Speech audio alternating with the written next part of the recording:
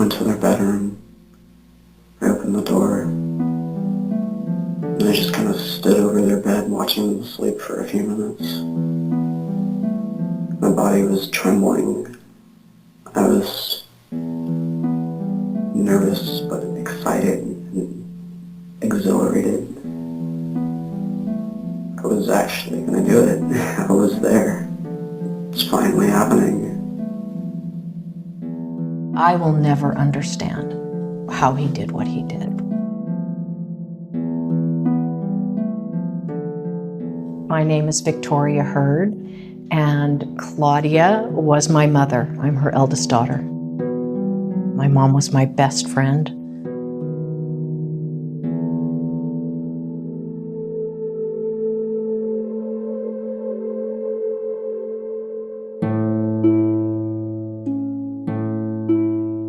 In 1995, Claudia Maupin packed up her bags and left her home in Fairfield, California, to move 30 miles northeast to Davis.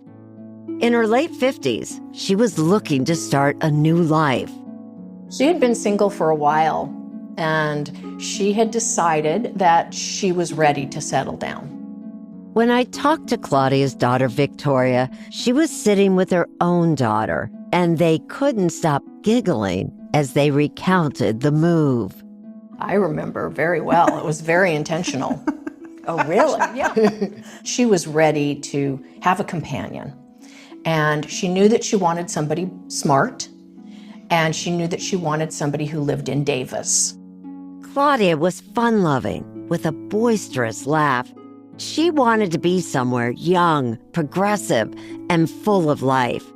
And the city of Davis was kind of a paradise. Located in the Central Valley of Northern California, it's home to the University of California, Davis. It's also rich in farmland, nature preserves, and towering trees. There's greenery everywhere. Claudia was also drawn to the spirituality there. She had been a spiritual traveler through many different religions and denominations, and she just had fallen in love with the Unitarian Church. So she said to me, "My husband is at the Unitarian Church." And she was right. Only a few months later, Claudia called Victoria to tell her that she had met someone there. His name, Oliver Chip Northup. He was so smart and brilliant, and they were like Kermit the Frog and Miss Piggy meeting over the pews at the Unitarian Church. I mean, was this true love? I think it was true friendship. I don't think it was youthful passion. Let's put it that way. I think it was the recognition of a kindred soul. The next year, Chip and Claudia got married. The church was packed. They blended their big, loving families in a joyous ceremony. Chip had 8 children, and Claudia had 3. 2 big families. What a gift. What an absolute gift. And we were older. We were adults when they got together. So I think both families were very appreciative that the other had come into their parents' life. Time passed, and by 2013, they had been together for 17 years. Their family had grown to include a whopping 22 grandchildren and 7 great-grandchildren. Claudia was 76 and Chip 87. They had an idyllic life. They did what they wanted. They had so many loved ones around them. They had so many great neighbors. They lived in Davis. Every evening, Claudia looked forward to being home with Chip. It didn't matter what she was doing or who she was with. She'd say, 9:30, have to go home to Chip. Our programs are on. Have to get my feet rubbed. And Chip would watch with his headphones and rub my mother's feet every night. They adored each other in that way. They loved going to movies, holding hands, and just being with each other and being with each other's families. That's exactly how they were, together, on a beautiful night in April. Home from a long day of activities, Claudia and Chip left their window open as they drifted off to sleep in the cool of the evening. Hours later, a figure appeared outside their window. When you think about the terror that these two people just asleep in their own bed, where we all feel the most secure, and you wake up to this horror movie happening to you.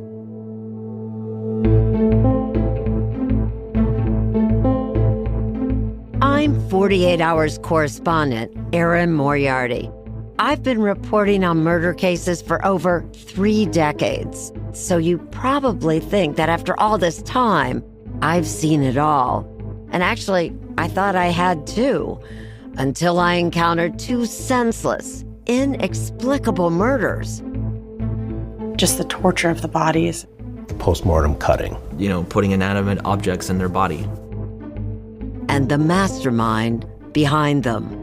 How does anybody even have the strength to do that? And why would somebody want to do that?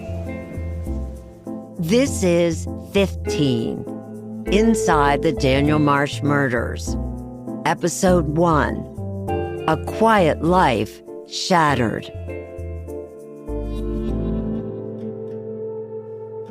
Before we begin, just a trigger warning. The following episode contains references to graphic physical violence. Please listen with care. My parents started the Unitarian Church here in Davis back in the 50s, and it was a very big part of my life growing up and theirs. And my father and mother continued to be active even after they were divorced. This is Chip's daughter, Mary Northup. When Chip met Claudia at the church he helped start, he was actually married to his second wife, Marlon, and was still on good terms with his first wife. But Marlon was now dying of cancer. He had supported her in her wish to die at home, and it had been hard for him. Claudia had started attending church while Marlon was still alive, and so she watched my father go through this, and when Marlon died, she gave him a shoulder to cry on. I don't think her intent was, oh, now I'll go grab him, as much as that she was that compassionate person, and she saw this and wanted to help him through that grieving. I think he was a little embarrassed because it was barely 6 months after his second wife had died, but we were all incredibly supportive, yeah. Chip's son, Robert Northup, said that even though his father's relationship with Claudia moved quickly, the whole family was on board. When you talk about Claudia, how would you describe Claudia? An angel who walked the earth. Really, an angel? Why do you say that?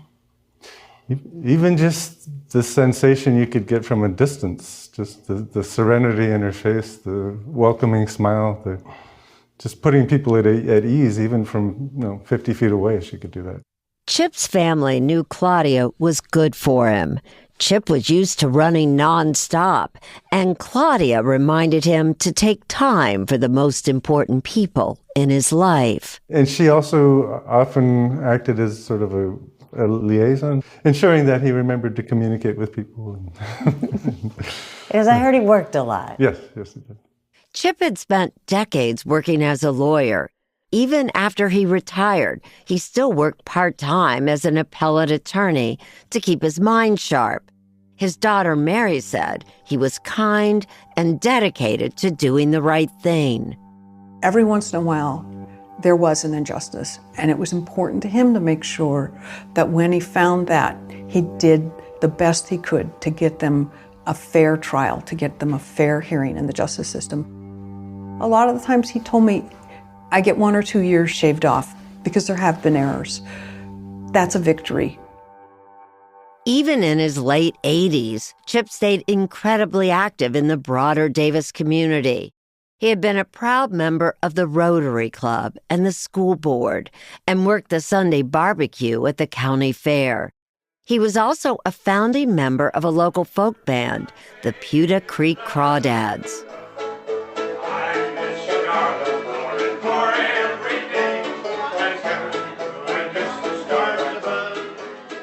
He had a beautiful voice. He really had a beautiful voice. That gave him the most joy.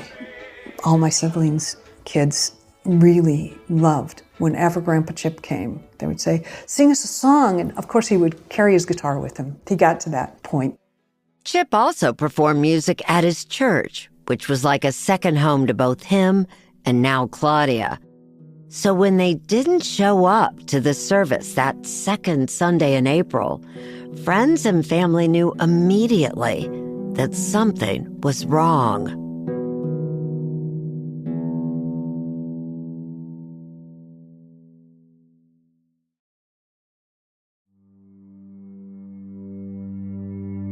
I can tell you what happened from my view. April 14th, I was supposed to be seeing my father at church. On the morning of April 14, 2013, Chip Northup's daughter Mary and her mother, Chip's first wife Peggy, arrived at the Unitarian Church, expecting to meet Claudia and Chip there. He's part of this group, the musical group. They've been together literally since the late 60s, part of the church. And he didn't show up, and that was very unusual.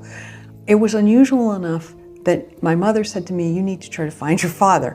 So, I said, "You guys have been divorced for 40 years, let it go." But it sat in my brain. So I went to try to call him, but our church is sort of out in the country here and didn't get any cell reception. So I let it go until we went home afterwards. And I called. And I called his number and I called Claudia's number, and they both went to voicemail. How unusual is that? It was very unusual. Claudia always answered her phone. Peggy then called her son, Robert.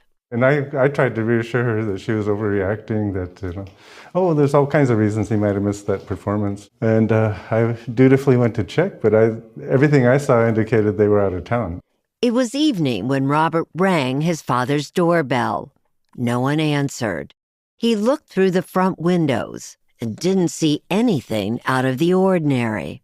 I didn't realize they had their car locked in the garage. If they were home, the car would have normally been in the driveway. And then there were some newspapers piled up, and I thought, that's proof that they're out of town. Robert decided if no one was home, it wasn't worth going inside. So he left. Another hour passed, but still, no one could get in touch with Chip and Claudia. Around 7:30 p.m., Claudia's daughter, Laura, decided to visit the house. Like Robert, she rang the front doorbell, and again, no one answered. But Laura wasn't satisfied leaving it at that. She walked around the back of the house. She saw a few lights on inside, and that's when she noticed that one of the back windows wasn't just open. The screen had been meticulously cut. She stepped forward to get a closer look. She could just barely see into Chip and Claudia's shared bedroom. But even in the dim light, she could see something wasn't right. I think she saw blood stains, but she didn't see bodies. She saw enough that she made a call to get other people over there. It wasn't clear to her what had happened or whose blood it was, but it was enough to make her call 911. Several officers from the Davis Police Department arrived at the scene. They tried to get into the house, but couldn't gain entry through the front door. They went around to the back to look at what Laura thought she had seen through the window. As they shined their flashlights through the screen, it became very clear that they had stumbled upon a crime scene. Inside were two bodies, completely covered in blood. Police forced their way inside. Hours later, Laura got in touch with her sister Victoria. And I pick up my phone, and there's 12 missed calls from my sister. And so that was really strange. I called her back, and she was sobbing. And she said, something's wrong with Mom and Chip. And I said, what? What's wrong with Mom and Chip? And she said, well, honey, there's been a break-in, and there are 2 dead bodies in the house. Victoria was in disbelief. I thought somebody had broken into the house and Chip had killed them. I really didn't think it was Mom and Chip. And Laura didn't say that they were dead. Laura asked Victoria to pass the phone to Victoria's partner, Casey. So I'm starting to shake, right, and break down, and I run to Casey and I hand her the phone. And I sat there, and I'm hearing Laura talk to Casey. And I sat there and I feel myself like falling to the floor, but I don't know why I'm falling to the floor, but I'm falling. And I feel her spirit. It's almost like she's standing there and she says, you have a choice in this moment. You can stay on the floor or you can get up and face this with love. It was so clear. From your mother? From my mother. And I was like, got up. It was like her words infused me. And I said, okay, let's go. Let's go right now. Did you know at that moment? I just knew that something was wrong. Victoria and Casey made their way from Sacramento to Chip and Claudia's house. We went and made the turn onto their street, and the coroner's van was there. And I still didn't know. I get out of the car and I go marching to the police officer. And I said, I'm Claudia's daughter. I need to see Claudia. And he said, you can't go in there. That's a crime scene. And I got angry and started pushing him and said, I need to see my mother. I need to see my mother. She needs me. No one would tell Victoria anything. Instead, she was told to get into the police car and wait. My partner was pre-law, so she said, is she under arrest? And the officer said no. And then we said, well, we're not getting in the car. We'll meet you at the police station. And as we were getting into the car to go to the police station, I saw the coroners bringing out their bodies. And I still didn't know it was them. Victoria and Casey rushed to the Davis police station, but still, no one seemed willing to share any information with them. So Casey began asking yes or no questions. She asked, is Victoria's mother dead? And then they said yes. And then I lost it. My brain couldn't process that. I was in complete shock. She said, was Victoria's mother shot? And the officer said no. Was Victoria's mom strangled? The officer said no. Was Victoria's mother stabbed? And then the officer lowered his head and I started screaming because I couldn't imagine. I couldn't imagine. It's impossible even now, and everything we've been through and seen, to imagine anybody doing that to somebody who was so kind and so precious. Meanwhile, Chip's children still had no idea that anything was wrong. Chip's daughter, Mary, hadn't heard anything since her brother went to check on Chip the night before. The next morning, she turned on the TV to watch the news. I noticed there was this shot with police caution tape from a tree to the garage, and it says, double homicide in Davis. And I'm like, wow, that's unusual. So the next time it came on, I looked at it again. I said, that looks like where my dad lived. So I paused it and rewound it, and at this point I'm calling the kids and my wife to come out and look and says, is that Grandpa Chip's place? She was finally able to see the number by the door, and it confirmed the unthinkable. It was Chip and Claudia's house. She called the police to see if they could tell her what was happening. It took them about 10 minutes before they would tell me, well, yes, that is the house where they found bodies, but they wouldn't tell me it was my father. They wouldn't tell me anything.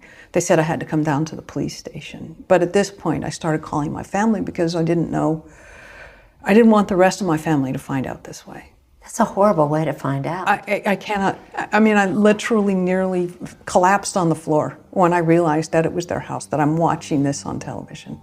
To start from there just made everything, all of the events that began to unfold, worse and worse.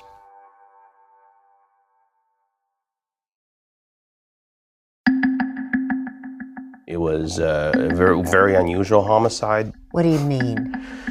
The victims were an elderly couple, which didn't seem to make a lot of sense. It was a very brutal murder.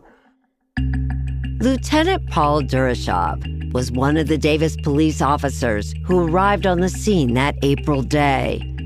He would later become one of the leaders in the investigation. The couple was still in their bed and, multiple cut, stab type murder. It was horrific, much more so than, let's say, a bullet wound. Chip had been stabbed 61 times and Claudia 67. It was something that it was up close and personal. The cause of death was clear, but the how and why would take a lot more time to determine. How did the killer or killers get in? Yeah, through the window. It didn't look like a typical burglary. There was no sign of ransacking, and nothing of value appeared to be missing. Both bodies were still in bed. No evidence that either victim tried to escape. And there was another odd thing about the crime scene. Was there a lot of evidence left behind by the killer?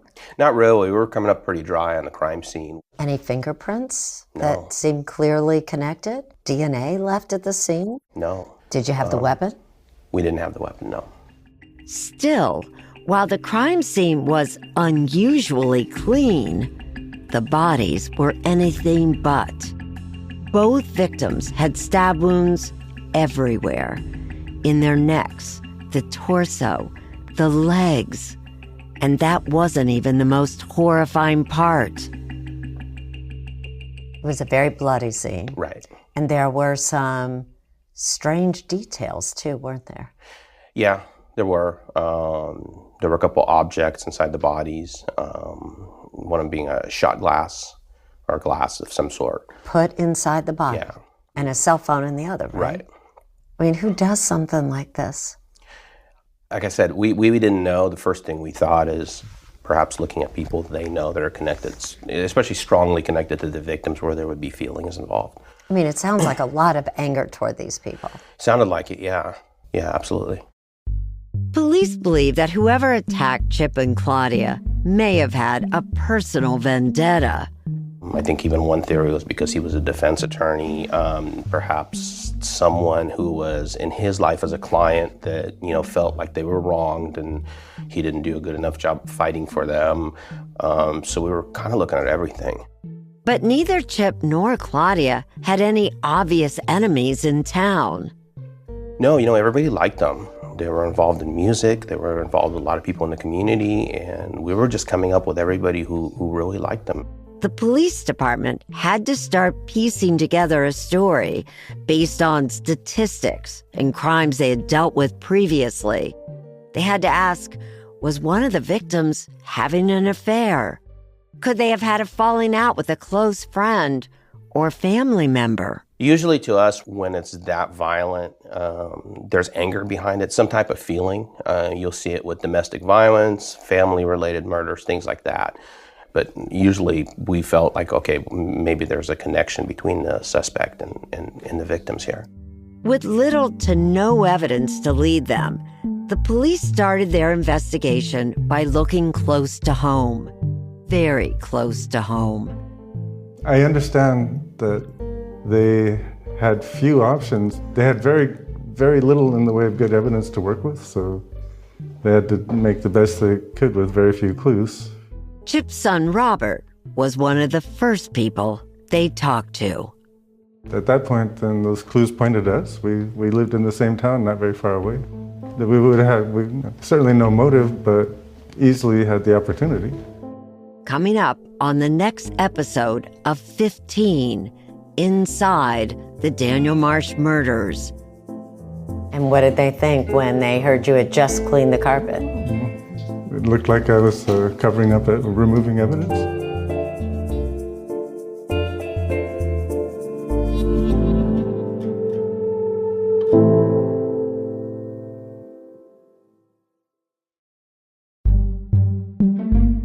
This series was reported by me, Erin Moriarty. Alan Pang is our producer. Maura Walls is our story editor. And Jamie Benson is the senior producer. Megan Marcus is the vice president of podcast editorial for CBS. Special thanks to 48 Hours executive producer Judy Tygard, along with 48 Hours producers Judy Ryback, Stephanie Slifer, and Greg Fisher. From Goat Rodeo, this podcast was written and produced by Kara Schillen, Max Johnston, Jay Venables, Isabel Kirby McGowan, Megan Nadolski, and Ian Enright. Additional reporting and recording by Kara Schillen. Our executive producers at Goat Rodeo are Megan Nadolski and Ian Enright. Original theme and music by Hansdale Shee, with additional music from Paramount. Final mix by Rebecca Seidel. Vendel Fulton is our fact checker. Our production manager is Kara Schillen. I'm Erin Moriarty. If you're enjoying this show, be sure to give it a rating and review. It helps more people find it and hear our reporting. If you liked 15, Inside the Daniel Marsh Murders, check out the rest of our 48 Hours podcasts by searching 48 Hours on your favorite podcast app. Thanks for listening.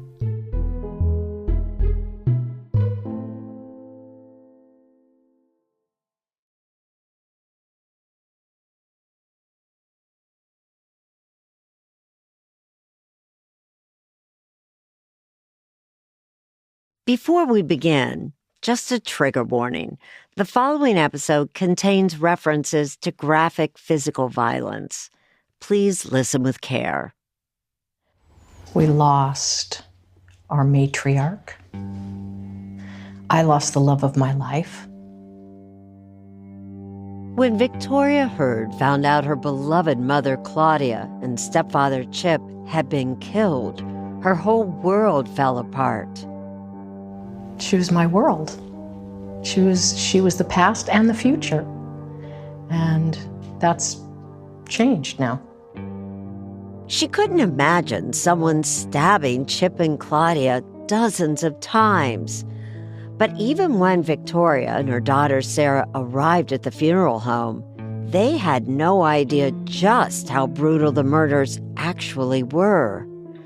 So as they planned the burial, Sarah and Victoria asked to see Claudia's body.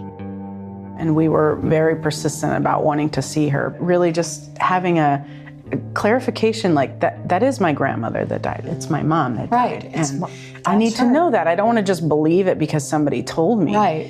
And we went to the funeral home, and the woman there, she was like, you can't see her. No one at the funeral home would explain why they couldn't see Claudia, who Sarah affectionately called Granza.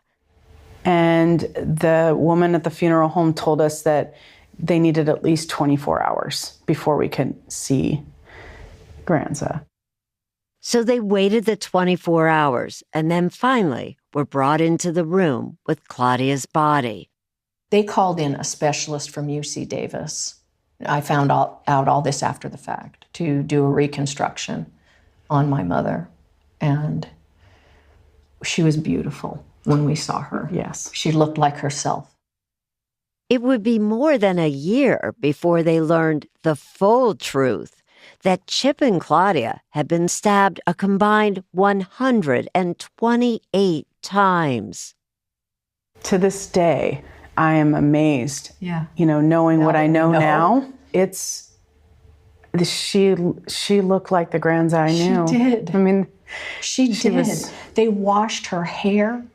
The makeup artist did amazing. Her little hands, her little feet, you know. Victoria remembered that her mother, Claudia, had always said she didn't want a viewing when she died. But I felt at the time that we as a family, under the circumstances, needed to have that moment of closure with her. Yeah. So it was closed to the public, but it was just our family. And it was just a few of us. It was just a few of us chose to say goodbye that way. But I am grateful to that woman. They said they stayed up all night and put her back together. Roughly 2 weeks after that small private viewing, the family held a memorial service to celebrate Chip and Claudia's lives at the Unitarian Universalist Church. But even as the grieving family members were saying last goodbyes, they were also contending with another problem. Police were beginning to suspect that one of them might be the killer. We would try and question them. We'd try and get information, but they were very tight-lipped. They weren't saying anything. But they were looking at members of your own family. Yeah. They were.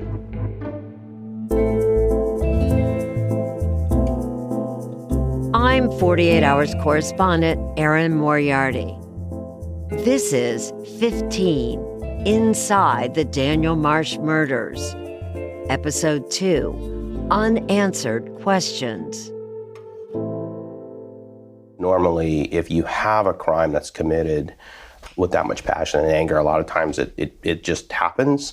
It's a crime of opportunity or an escalating argument maybe. So, you know, in this case, we weren't finding much. Davis Police Lieutenant Paul Durashov was assigned early on to the murder investigation of Claudia Maupin and Chip Northup. It was an all-hands-on-deck situation. The department only had about 100 employees total, and this was the first murder case the city of Davis had in nearly 2 years. What impact did it have on the officers, you and everyone else investigating? I heard it had an impact, that there were officers who really even had to talk about it because it was such a horrific scene. Yeah, and it's not just the scene. I think it's the scene plus the loss when you're dealing with the family, that you could never replace that loss. And I think a lot of frustration because we weren't solving it right away. You know, a lot of homicides we clear fairly quickly. So I assume then if you see a scene that appears to be driven by rage, you look at members of the family. Or people close to the victim in any way, shape, or form. In most murder cases, officials start their investigation with people close to the victims, not necessarily as suspects, although it's a fact that most victims are killed by people they know. But in this case, police were trying to create a complete picture of the situation. They talked to all of Chip and Claudia's family members who lived in Davis. One was Chip's daughter, Mary Northup. Mary was as perplexed by the murders as the police were. Well, first you need to understand that I didn't know how gruesome the murder was. So the police didn't tell you? They told me they were stabbed. I got the death certificate where it said multiple stabbed wounds, death within minutes. So I knew that it wasn't good or easy. Even though Chip and Claudia's window screen had been cut, police told Mary they thought the killer had a different point of entry. I said, so had they left the slider open? Is that what the problem, is that how he got in? And the police said, no, all the doors were locked from the inside. So we think it was somebody with a key. And I was like, no, I had a key to their place. But just since I lived in Davis, it was convenient. If they lost their keys, Mary could come let them in. Mary thought the police had a theory that a person with a key cut a hole in the window screen to make it look like a break-in. If you come up with that theory, then you have to look at family members or close friends that they might have shared a key with, right? I was very worried that they were going to just make an arrest of someone in the family because, believe me, this was the talk of the town. You know, I would go to the store and people come up to me and they would be crying and saying, "We're not safe anymore." You know, so I know there felt an urgent need to do something to try to solve this.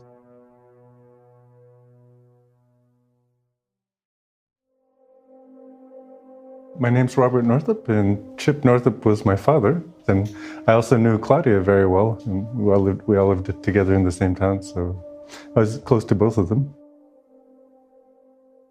Mary's brother Robert also lived in Davis with his adult son Tony. Tony's brother Oliver lived nearby. At the time of the murders, Tony was 28, and Oliver was just a year older. I spoke to Robert and Oliver 5 years after that in 2018. The two sat next to each other, shoulder to shoulder. They were both soft-spoken and a bit hesitant in their answers.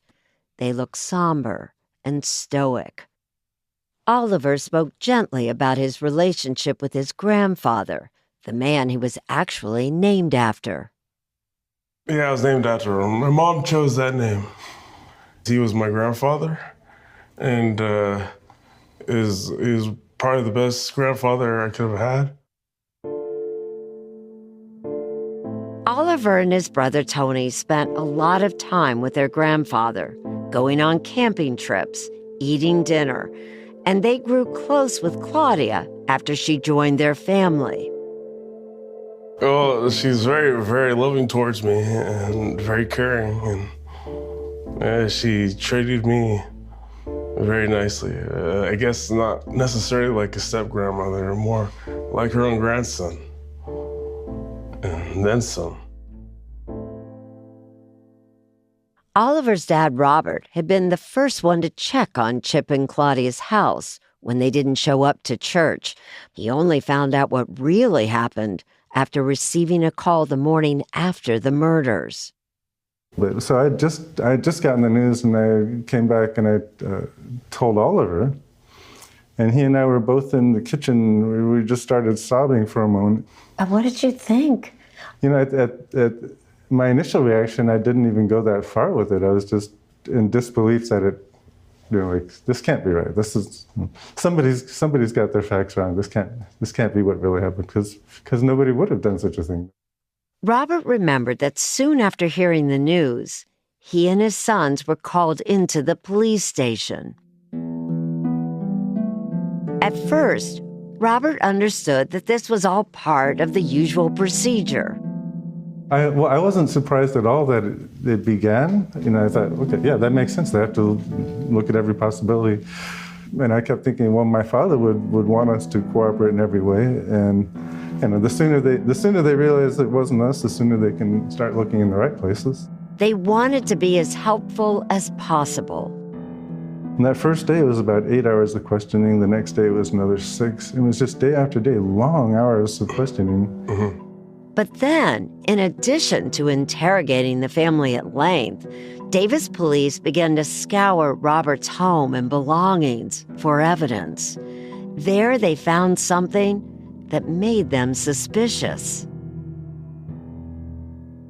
Now, it didn't help, did it, that you had just had the carpet cleaned? So much was made of that. Not just had, I just rented the carpet cleaner, and it was bad timing. I didn't anticipate that would be the same weekend my father got murdered. And what did they think when they heard you had just cleaned the carpet? It looked like I was covering up, removing evidence. Officers were having a hard time finding any evidence connected to the crime, so a newly cleaned carpet? That looked like one of their best clues. If Robert had committed the crime, police thought they might find blood in that carpet. Maybe it had seeped into the floor below. Or maybe they'd find evidence that someone had tried to flush down the toilet. And, I mean, the search, just tell me what the search did to your house. Well, they did find some bloodstains, and then they cut out the carpet. They took out some of the plumbing fixtures, looking for things that might have been put in the drain. And in the course of moving things around, they did some damage, and they also took out a little bit of flooring. Investigators thought they had really found something, until the blood turned out to be Robert's son Tony's blood. Robert kept cooperating, hoping the police would finally be satisfied and leave them alone. But the suspicion and the questions seemed endless. You said that you have expected that they look at your family for 24 hours, but it went longer. How much longer did it go? 6 weeks, 7. It wasn't just Robert who was under suspicion. Police had their eyes on his 2 sons, Tony and Oliver. Here you had just lost your grandparents, and now all of a sudden the police are questioning you. How tough was that? It wasn't a good experience. That's Oliver, who went through hours of interrogation. At one point, I think there was like a good cop, bad cop routine or something. But I had volunteered, I agreed to help out with the investigation. Oliver had been diagnosed with schizophrenia. His brother Tony was a year younger. Tony had volunteered for the U.S. Army and even served in the California Conservation Corps for a year. But Tony may have had his own struggles. Investigators had found a disturbing drawing, an image of a man with a knife standing over 2 children in a bed. It had been drawn by Tony. Investigators zeroed in on the 2 brothers, but there was still no physical evidence connecting them to the murders, only circumstantial theories. Were you worried that as time went on and they didn't have any evidence, they didn't have any suspects, that they might arrest one of your sons? I was worried that possibly one of my sons could be arrested. I didn't think there was the slightest chance that he could ever be charged or indicted, or certainly not convicted. Other members of my family became so concerned that they kind of insisted on getting a criminal defense attorney for my younger son. This was weeks into the investigation after, we've already voluntarily cooperated with dozens, I'm not exaggerating, dozens of hours of questioning. Oliver told me that the pressure on him and his brother wore them down. Were you scared? Very nervous. What was your fear? What was your fear at that point? I was tired of it, and I didn't want to be blamed for something I didn't do. It's this horrifying. And his father, Robert, shared those same fears. I mostly fear that the suspicion would have never gone away. The case would have never been closed, and we would have remained just the only real suspects. I mean, did you feel that other people in the community were wondering about your family? Did you feel it, Oliver? Did you feel like? I was worried that people might have had the wrong idea about me. And what's that feel like? Alone. The Northups began to feel they had to prove their innocence, not only to the police, but to everyone around them in the Davis community. Our neighbors saw a dozen uniformed officers go in and do an 8-hour search, and they knew what it was related to, and they must be suspects in this murder. According to Robert, the investigation ended up costing his family tens of thousands of dollars. They had to replace the carpet, plumbing fixtures, and the flooring that was pulled up and taken as evidence. They lost work opportunities when their computers were seized. Insurance covered some of the costs, but not all, and it certainly didn't touch the emotional damages they suffered. You kind of laugh about it now, but what was that really like to go through? A nightmare. Through it all, however, the family's faith in Oliver and Tony's innocence never wavered.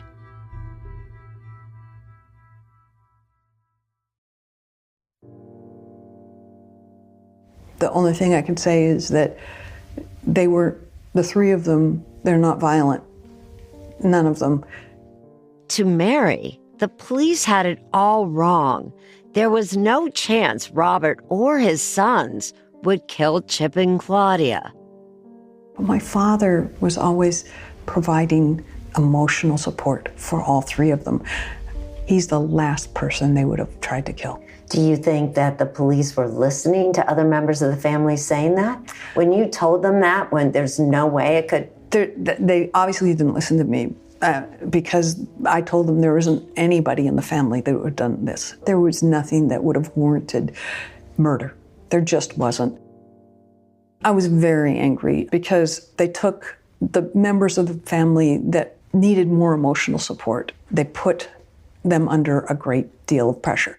Mary broke it down plain and simple.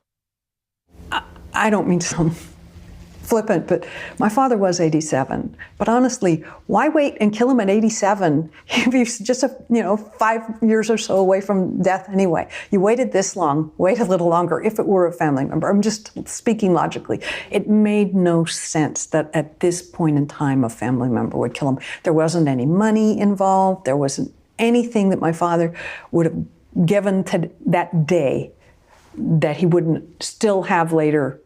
And the longer the investigation went on without any arrests, the more uneasy the family became.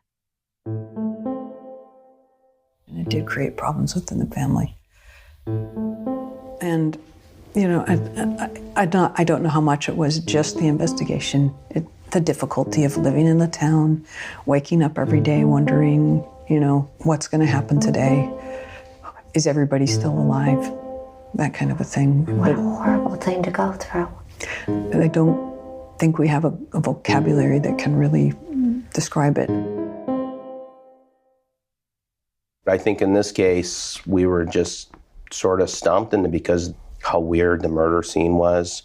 Lieutenant Paul Durashov and the rest of the Davis police had spent weeks investigating the case, but they had found nothing but weak circumstantial evidence and theories that weren't panning out.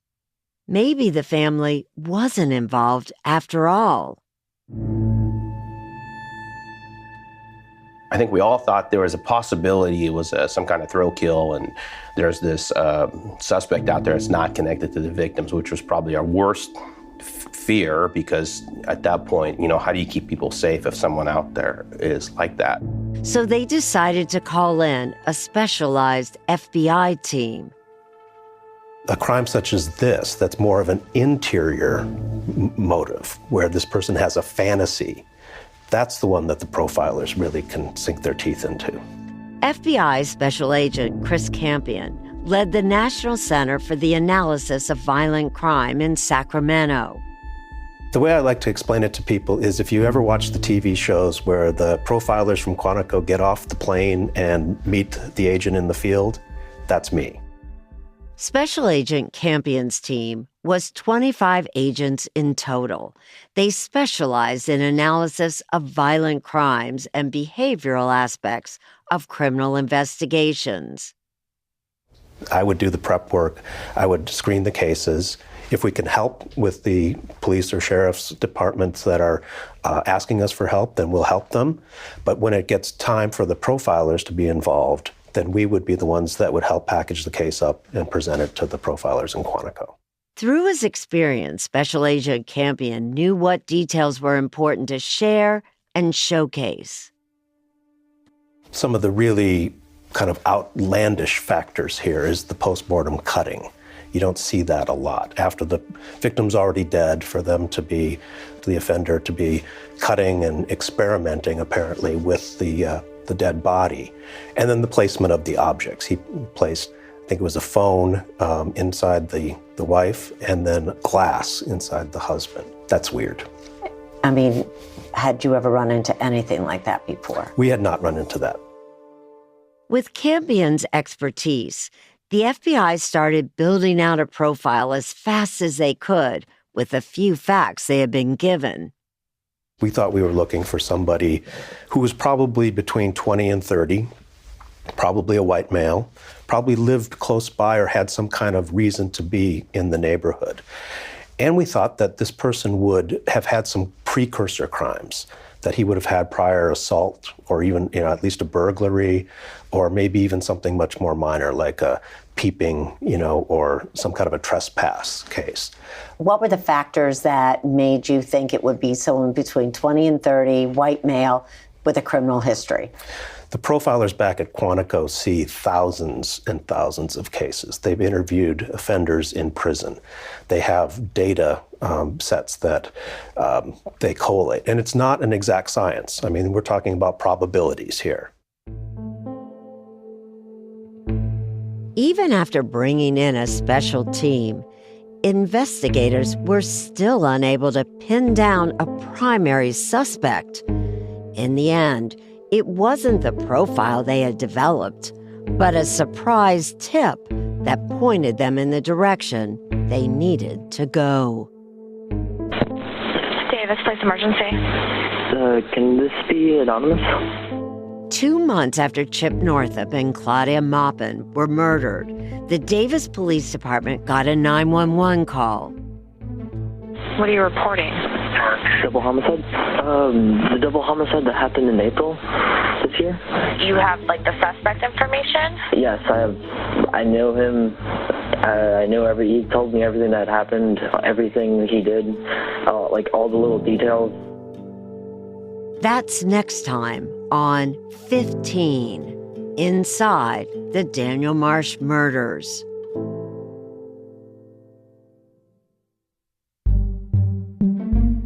This series was reported by me, Erin Moriarty. Alan Pang is our producer. Maura Walls is our story editor. And Jamie Benson is the senior producer. Megan Marcus is the vice president of podcast editorial for CBS. Special thanks to 48 Hours executive producer Judy Tygard, along with 48 Hours producers Judy Ryback, Stephanie Slifer, and Greg Fisher. From Goat Rodeo, this podcast was written and produced by Kara Schillen, Max Johnston, Jay Venables, Isabel Kirby McGowan, Megan Nadolski, and Ian Enright. Additional reporting and recording by Kara Schillen. Our executive producers at Goat Rodeo are Megan Nadolski and Ian Enright. Original theme and music by Hans Del Shee, with additional music from Paramount. Final mix by Rebecca Seidel. Vendel Fulton is our fact-checker. Our production manager is Kara Schillen. I'm Erin Moriarty. If you're enjoying this show, be sure to give it a rating and review. It helps more people find it and hear our reporting. If you liked 15, Inside the Daniel Marsh Murders, check out the rest of our 48 Hours podcast by searching 48 Hours on your favorite podcast app. Thanks for listening.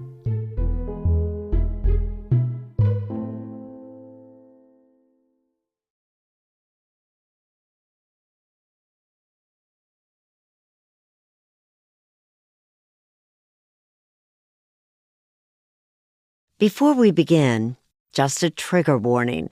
The following episode contains references to graphic physical violence and suicide. Please listen with care. Hi, this is Corporal Allen. Hello? This is Corporal Allen. Who am I speaking with? I want to remain anonymous.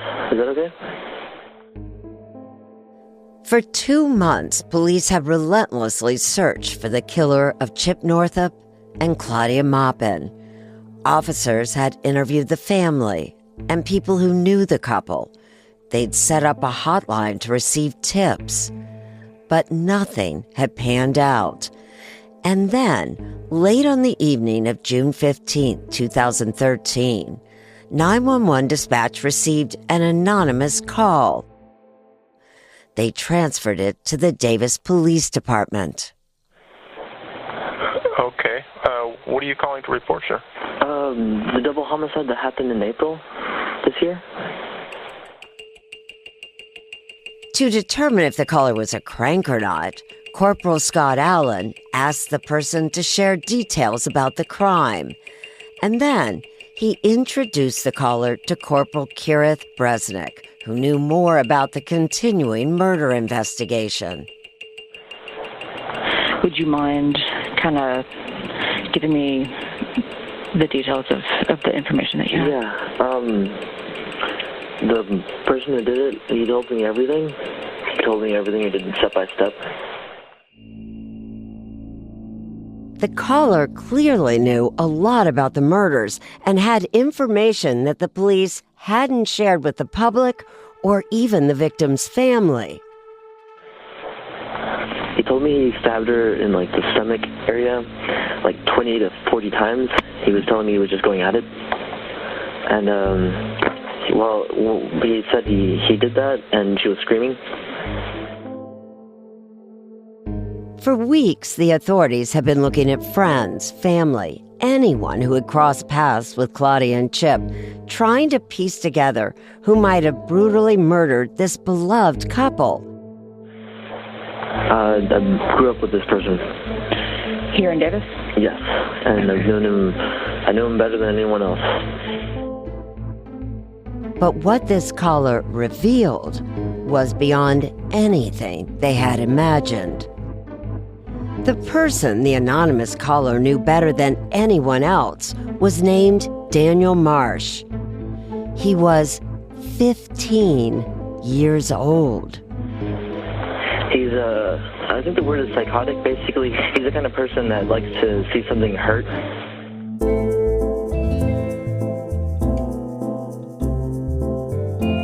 I'm 48 Hours correspondent Erin Moriarty, and this is 15 Inside the Daniel Marsh Murders. Episode 3, A Strange Tip.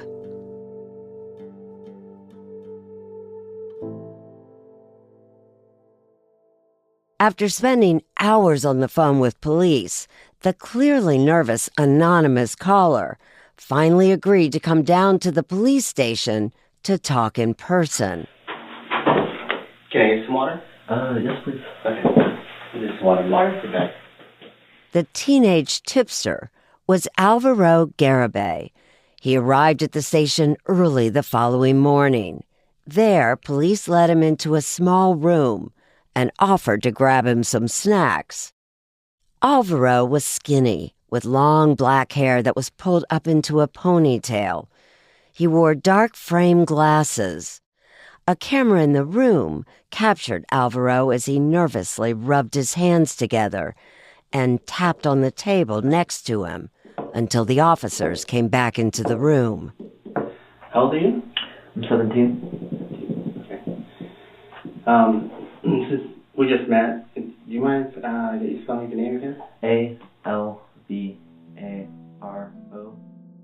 At first, investigators weren't sure what to make of Alvaro's phoned-in tip. Given his intimate knowledge of the crime, they had to consider the possibility that he himself could have been involved. So they read him his rights. So, you had the right to remain silent. Anything you say will be used against you in court of law. You understand that? Yeah.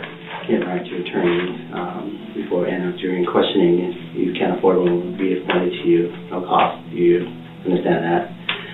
Okay. Well, I don't really, but I've heard that tons of times on TVs.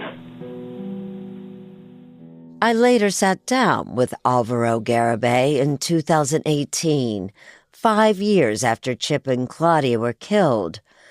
Alvaro was then 22 years old with a full beard. They thought you were involved. Yeah. Oh, yeah. I retrospect, I totally get it. I mean, I'm like some random kid saying that this person committed a crime.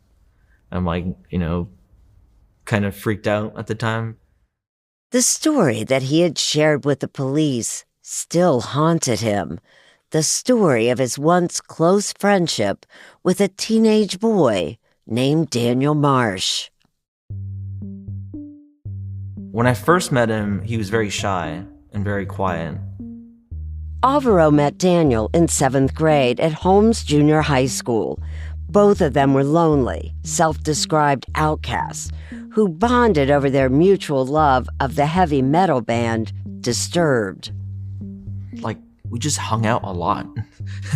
What would you do when you'd hang out? Just like play video games and then just like watch music videos and go on YouTube.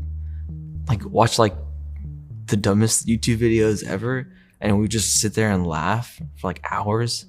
You know, like those like can't breathe kind of laughing. Alvaro said that he and Daniel became fast friends, almost family. Daniel would talk to him about his rocky home life. When Daniel was 10 years old, his parents separated, and his mother had an affair with a woman. When his parents divorced shortly after, Daniel said he felt abandoned. Alvaro told me that the situation infuriated Daniel, who over time directed his anger at the woman that his mother was involved with.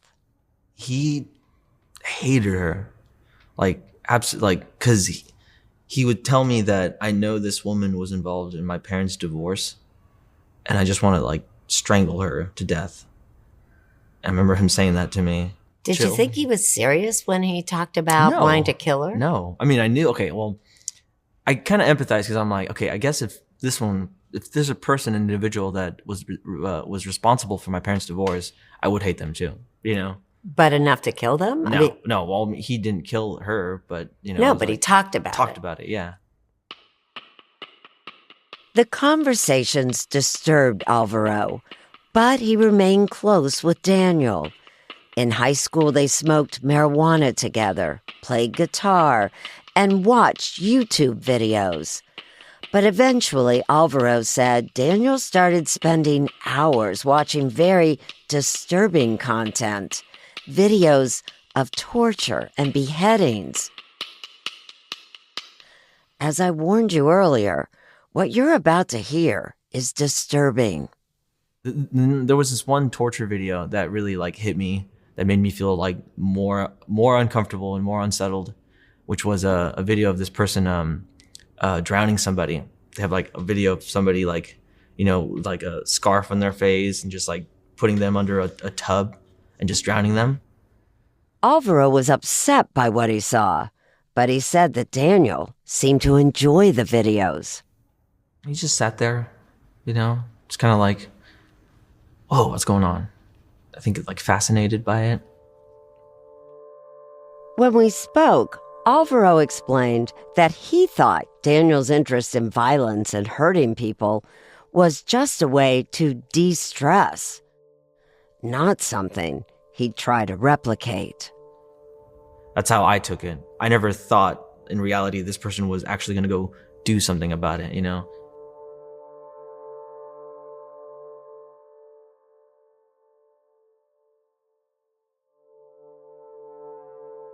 After Daniel's parents divorced, things became even more tense between Daniel, his parents, and his mother's new partner.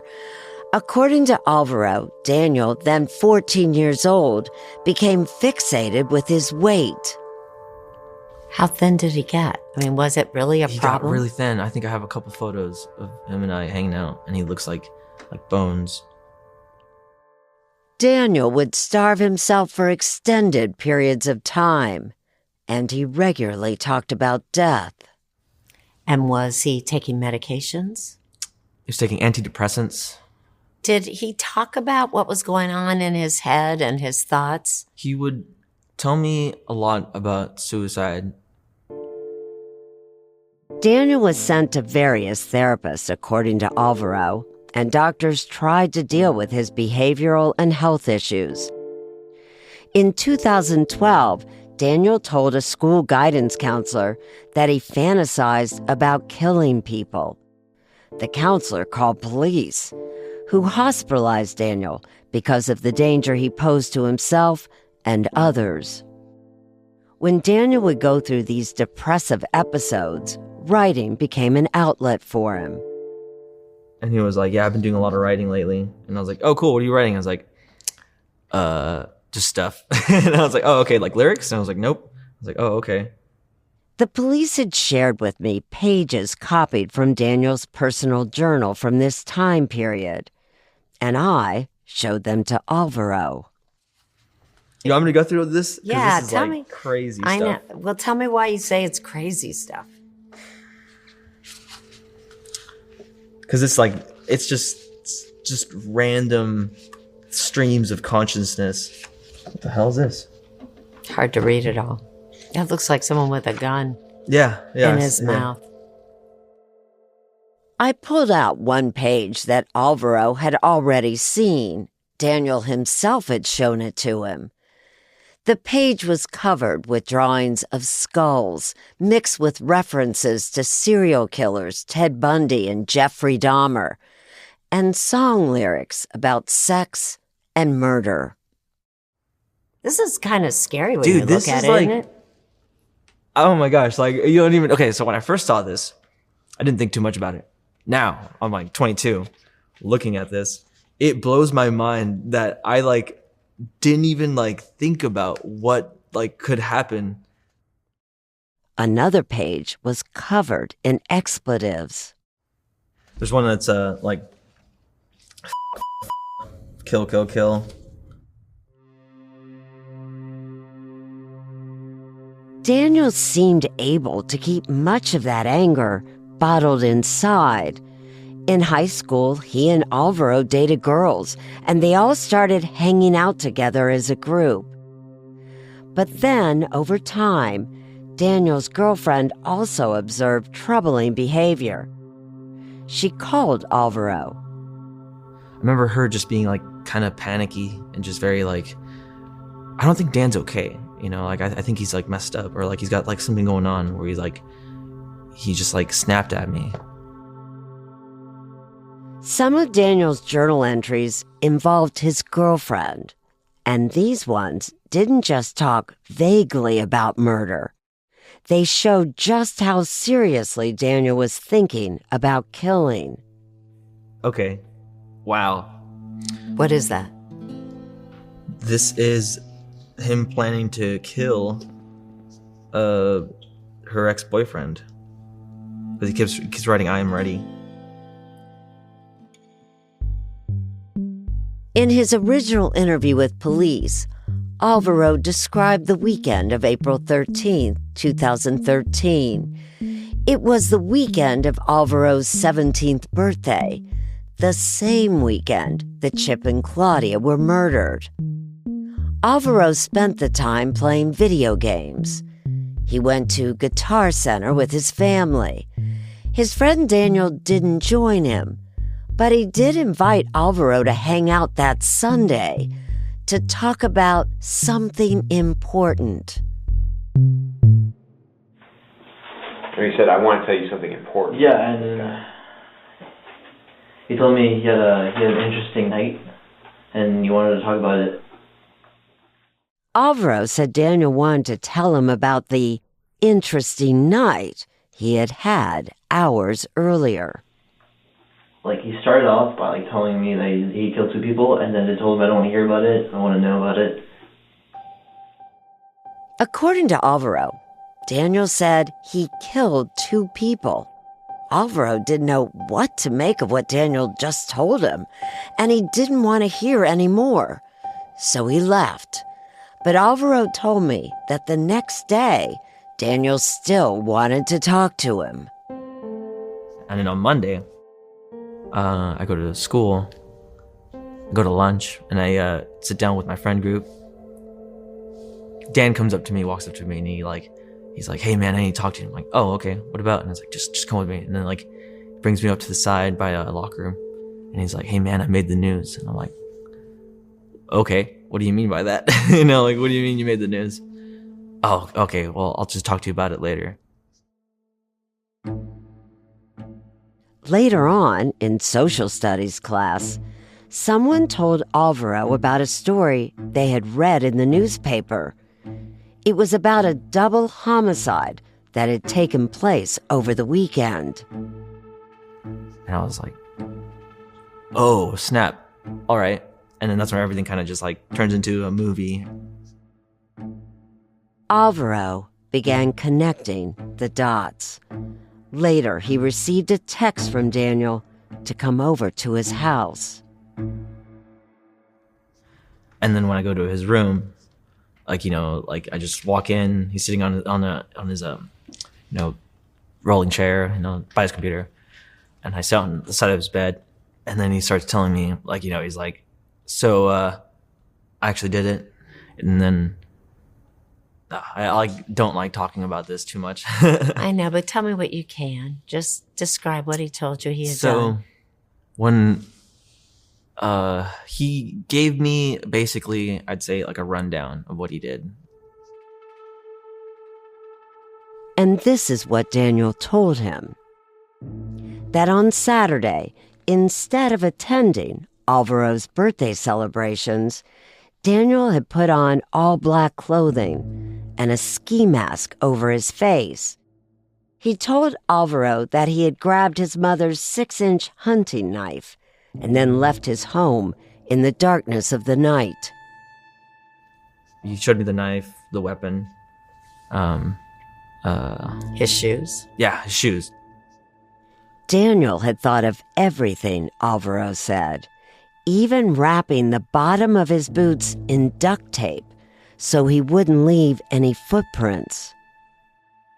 In his rundown, he told me how he broke into the house and then the entire act of killing those two people. Like step by step, like every move.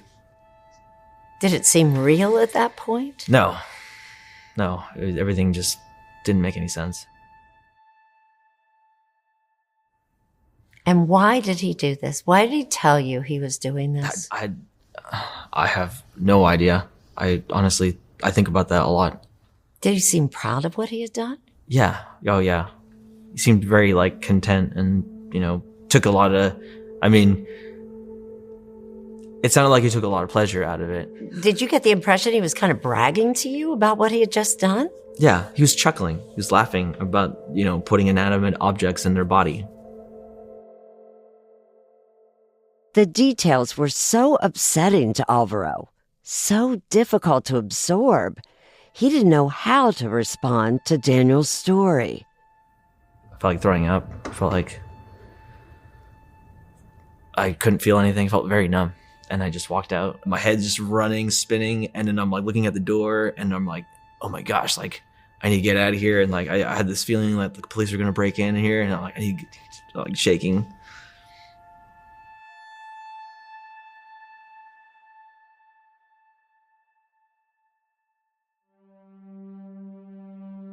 Alvaro had told me that he was shaking and he felt like throwing up after hearing Daniel confess to the crimes. But still, Alvaro didn't immediately go to the police. You knew he had just killed two people. Why didn't you tell anybody? I don't know. But you knew he might hurt somebody else. It was just like one of those things that you just kind of... I just wasn't facing it. So help me understand why not. The two of you know, both of you both know. Okay, you're in high school. How do you approach this? You call the police. Yeah, well, I mean, that's easier said than done. I'm like freaking out about what's going to happen. What if I call the police? How's this going to affect me? Is this going to follow me all my whole life? You know, is there any way I can do this anonymous? After Daniel told Alvaro about the murders, Alvaro was too scared to go to the police. But the one thing he did do was cut off all contact with Daniel. That's when I stopped talking to him, stopped texting him. I told him I needed space. Hey man, I need a moment, man. Like I can't just, you know, I tried my best to not let him feel like I was disowning or like, you know, making him feel like you're unfriending him. Tried my best. I was just like, hey man, like I just need space. You know, like I didn't tell him why.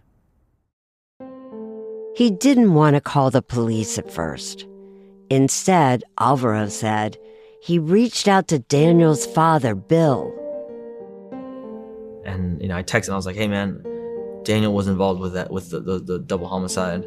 I don't know what to do. I'm thinking about calling the police, something along the lines of that. Bill and Alvaro's accounts of this differ. But according to Alvaro, Bill was stunned by the accusation and refused to believe that Daniel could have committed such a crime. And so Dan's dad said, you're overreacting? He wouldn't do this? Yeah. He didn't believe you? I mean, it's his son. And it's just like, no, of course he didn't believe me, So Alvaro kept his mouth shut and tried to go on with his life while police began investigating the murders. But a few weeks later, Daniel approached him at school. He came up to me and he was like, dude, like, what are you doing? Like, how come you're not talking to me? Like, why are you? And I told him I remember having just like this like public, just, hey man, I don't want to be your friend, like, don't talk to me. And then, he just like starts yelling at me and I'm like, yeah, whatever. And I just like walk out of the school. At that point, Alvaro had become scared of Daniel, fearful to be around him. He knew that Daniel regularly carried a knife around, so he told a guidance counselor that Daniel had one at school.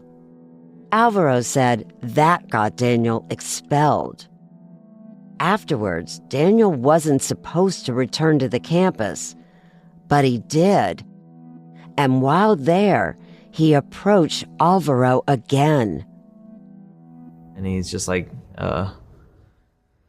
threatened to like attack me if I don't like, talk to him. He wants to know what's going on. Why am I not speaking to him? That's basically it. And I just kind of like freaked out and like ran. Soon after, Alvaro was on the phone with Daniel's girlfriend, and suddenly she started panicking. And she's like, hey, I think someone's in my house, because she hears noises in the backyard. And she's like, I gotta go. And she hangs up, right? She texts me, Dan just broke into my house. I'm like, how'd he get in? I'm like, through the doggy door. And I'm like, whoa, okay. I'm like freaking out now. I'm like panting in my room. I'm like, I gotta do something. I'm like, what am I gonna do? And that's when Alvaro grabbed a phone, called 911, and became that anonymous caller that you heard at the top of the episode. Over the course of several more phone calls, he was eventually connected with Corporals Scott Allen and Kirith Bresnik. Alvaro didn't want to give them his name, but eventually he became more comfortable and started calling Corporal Bresnik KB. Officer KB, she's very nice. She was like, okay, well, in order for me to follow up with you, I need you to actually give me your name. And I'm like, okay, all right. I'm going to come over to your house and we're going to talk about this. And I'm like, it's like 2 a.m. I'm like, okay, gotcha. And like, she comes over and then we have a chat and then she takes me to the police department. Alvaro spent hours with police in that interrogation room. He told them about what Daniel had confessed to him about his actions on the weekend of April 13th. He told me you got duct tape to put under his shoe, so then you guys wouldn't like find his footprints or his shoe prints or something like that. Mm-hmm. He went there. He went to the back of the house. It was the first real break in the case. Investigators had closely guarded the details of Chip and Claudia's murders. And now, inside that interrogation room, Alvaro was sharing gruesome details from the crime scene. You cut both of them open? Like just to see the insides or something? Alvaro had told the investigators everything he knew.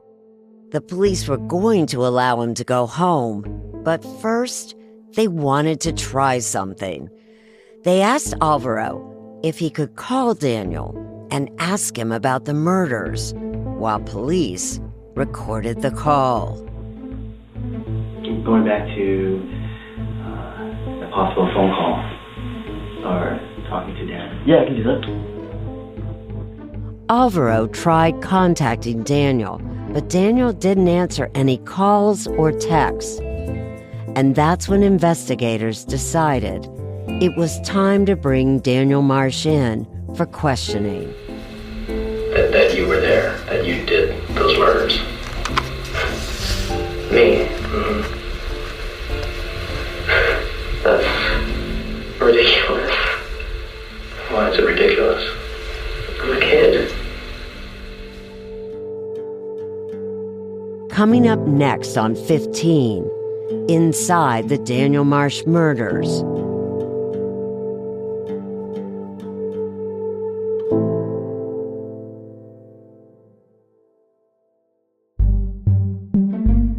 This series was reported by me, Erin Moriarty. Alan Pang is our producer. Maura Walls is our story editor. And Jamie Benson is the senior producer. Megan Marcus is the vice president of podcast editorial for CBS.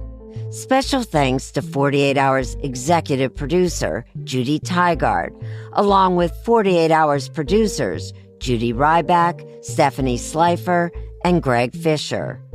From Goat Rodeo, this podcast was written and produced by Kara Schillen, Max Johnston, Jay Venables, Isabel Kirby McGowan, Megan Nadolski, and Ian Enright. Additional reporting and recording by Kara Schillen. Our executive producers at Goat Rodeo are Megan Nadolski and Ian Enright. Original theme and music by Hans Del Shee, with additional music from Paramount. Final mix by Rebecca Seidel. Vendel Fulton is our fact-checker. Our production manager is Kara Schillen. I'm Erin Moriarty. If you're enjoying this show, be sure to give it a rating and review. It helps more people find it and hear our reporting. If you liked 15, Inside the Daniel Marsh Murders, check out the rest of our 48 Hours podcast by searching 48 Hours on your favorite podcast app. Thanks for listening.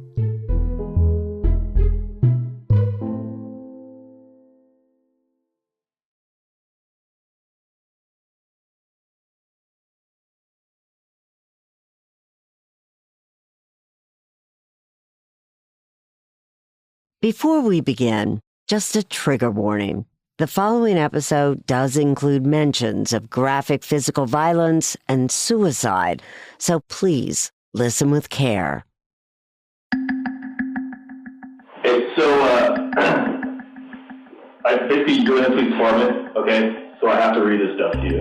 Okay, you understand? Yeah. All right. On June 17th, 2013, almost 2 months after Chip Northup and Claudia Maupin were found dead inside the safety of their bedroom, investigators asked the police officer who worked at Daniel Marsh's school to bring the teenager into the station. You have the right to remain silent. Do you understand? Yeah. Anything you say may be used against you in court. Do you understand? Yep. Daniel would be questioned alone.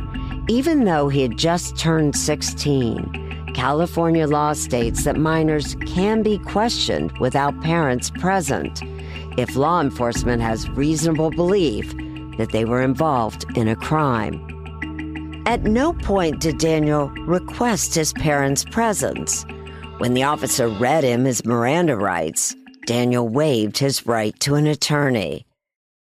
And then Detective Ariel Pineda began the interview. Hey, Dan. I'll sit right here, okay? I'll sit right here for you. I'm all right. You good? Daniel was a little scruffy with long blonde hair. Thin and wiry, he looked like a regular teenager, a little jittery and awkward. And student? Yeah. At high school? What year are you? I'm going into my junior year. Officer Pineda told Daniel why they had asked him to come to the station. You may notice that we have an investigation going on in Davis in regards to some murders, and that information indicated you may you may know about it or you have some information as well. So that's why I'm here to ask you about that. Okay, so. Okay. But instead of questioning Daniel about the murders, Detective Panetta started with the basics: school, friends, family. Daniel told the detective that his life was stressful. How have you been able to deal with some of that stress? Honestly, I smoke pot. Okay. Like, I don't do it for any other reason than to deal with my depression and my anxiety and all the that happens. It's just kind of, a little bit of a relief temporarily. Like, for a little bit, I can just relax. I can just say everything's all right now, It was actually Daniel who first brought up Chip and Claudia. He was telling Detective Panetta about his parents' divorce. So dad moved down to South Davis, you said house, apartment? Yeah, it was an apartment. Okay. Mm-hmm. What was the address? I don't remember.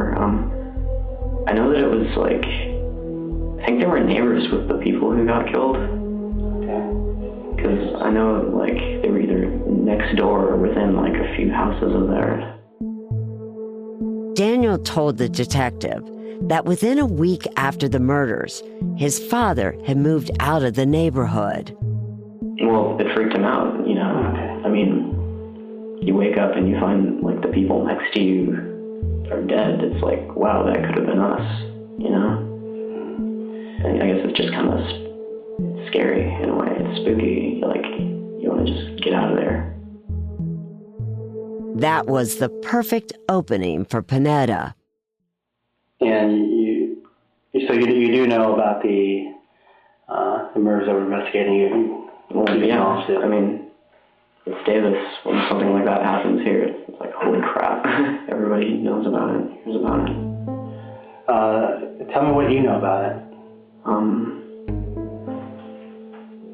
I think they were like an elderly couple or something. I know that somebody broke in and like stabbed these two people, but I don't really know anything else. But as law enforcement officers questioned Daniel over the next 5 hours, they learned he knew quite a bit more than that.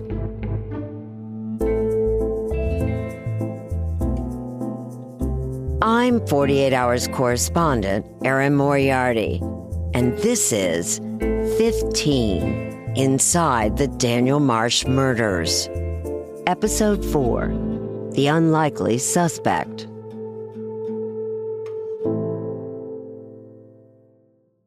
What was your reaction when you heard that the main suspect was a 15-year-old boy? It shocked me. Special Agent Chris Campion worked in the FBI's behavioral unit. The Davis Police Department had asked for his help the night before their sit-down with Daniel Marsh.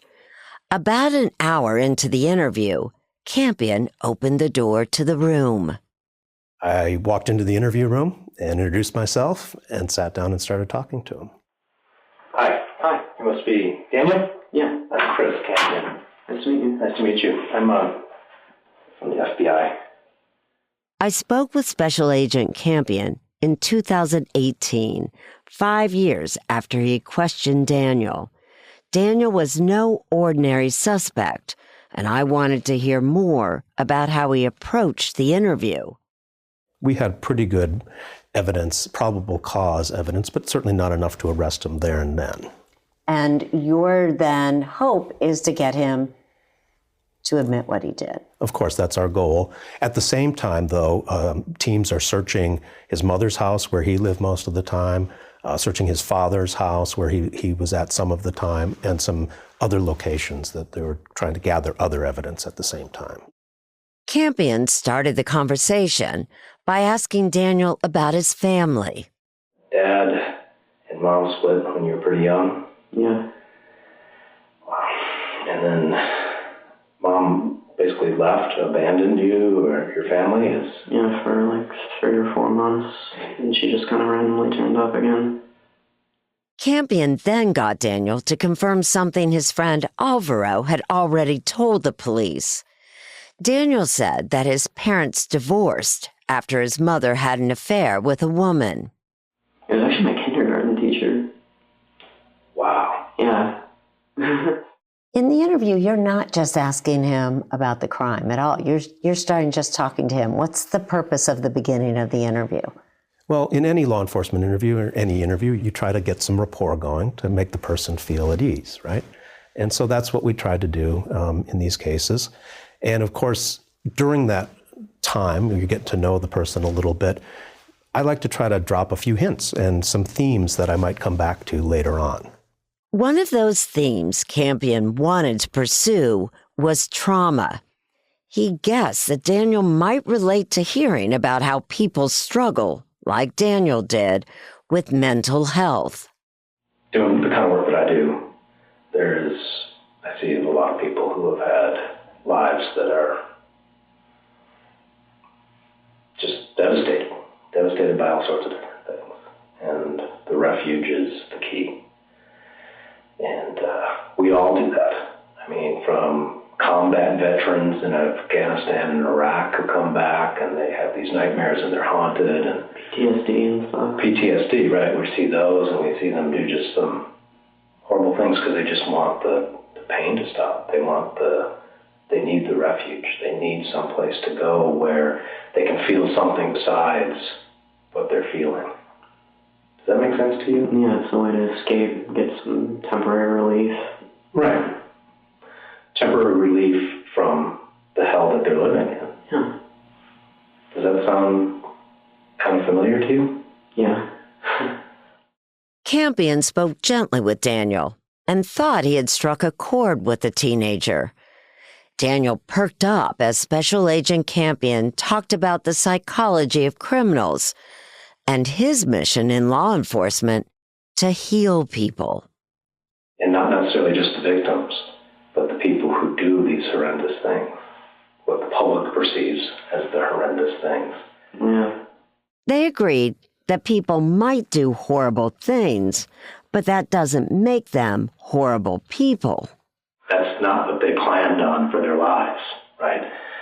But why did you get there? How did you get there? And I ask them, and they're sometimes very honest, and they say, Chris, it's just, I can't not do it. I can't not have it. It's what I think about all the time. Sounds like it might be a form of OCD. It's an obsession, for sure.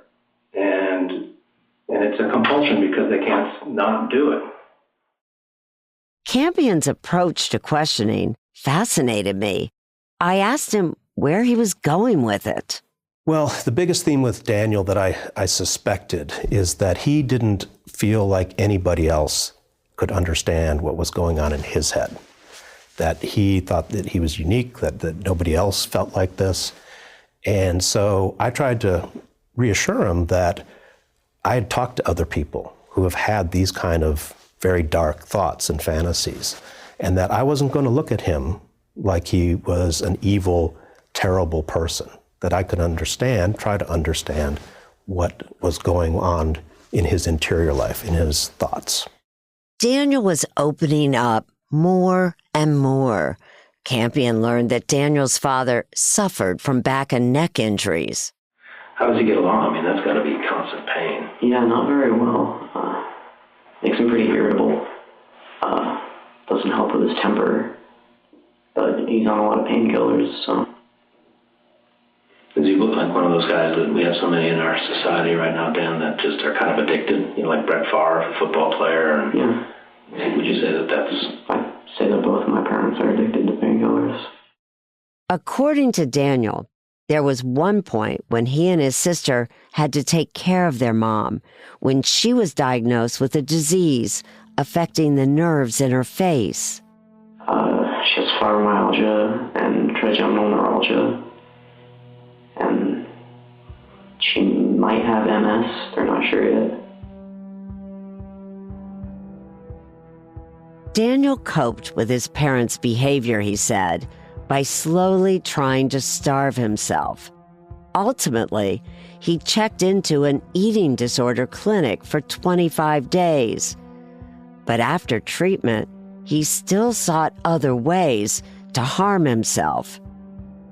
I see a scar too there, yeah. Yeah. At that point, Special Agent Campion leaned forward to have a closer look. Daniel extended his arm.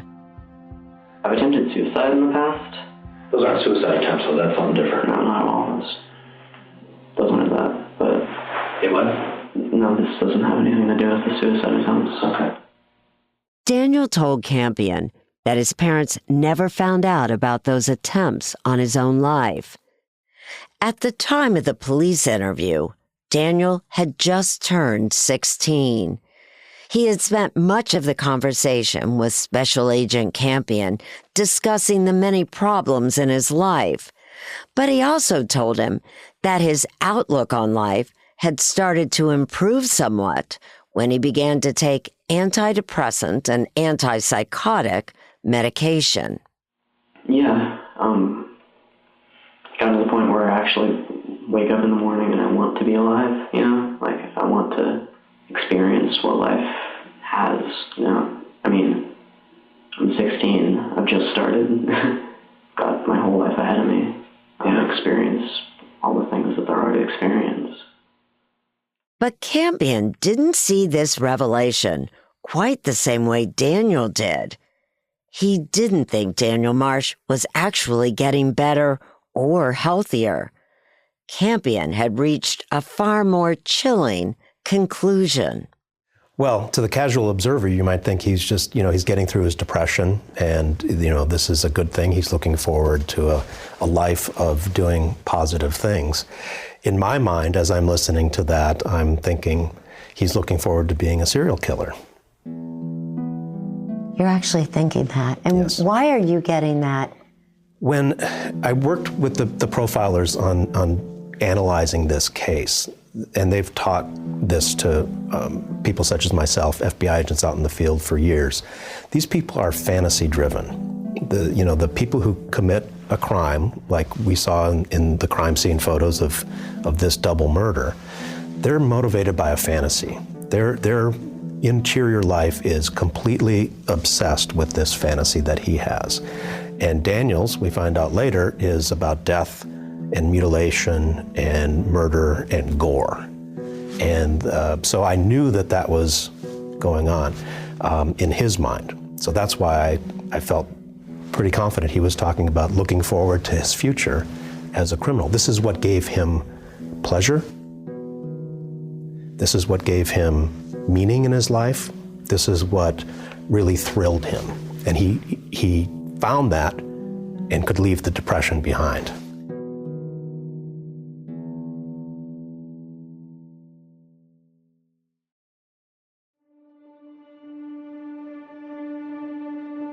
What exactly are you guys trying to get from me? Daniel had asked, "What exactly are you guys trying to get from me?" Close to 2 hours into questioning, FBI Special Agent Campion revealed concerns over some of Daniel's online postings. People who are much more tech savvy than me, because I'm just an old guy, I don't know anything about anything, found this thing called Tumblr. And your Tumblr page, is that the right term? Yeah. Daniel had an account on Tumblr. It's a blogging platform where users can share videos, pictures, or text posts. Daniel's page was public, but under a pseudonym. On it, he had curated and saved a series of unsettling images.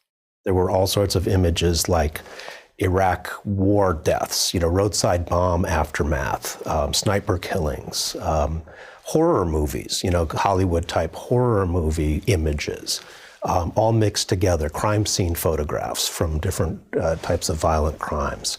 So he had a little bit of everything, but the common theme was gore and violence and death. How unusual is that for a 16-year-old?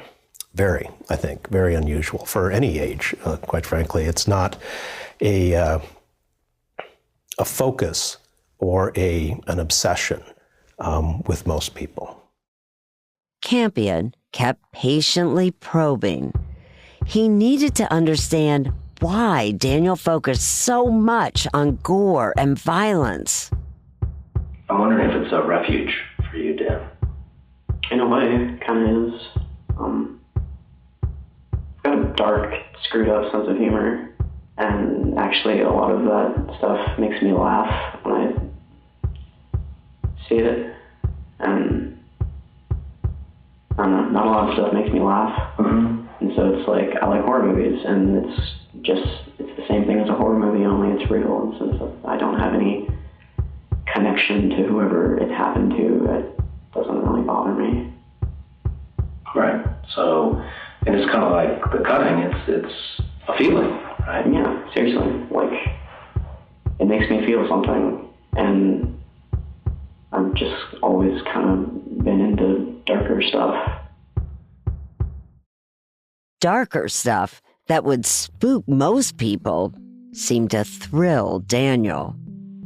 I don't know, it makes me feel like shocked, and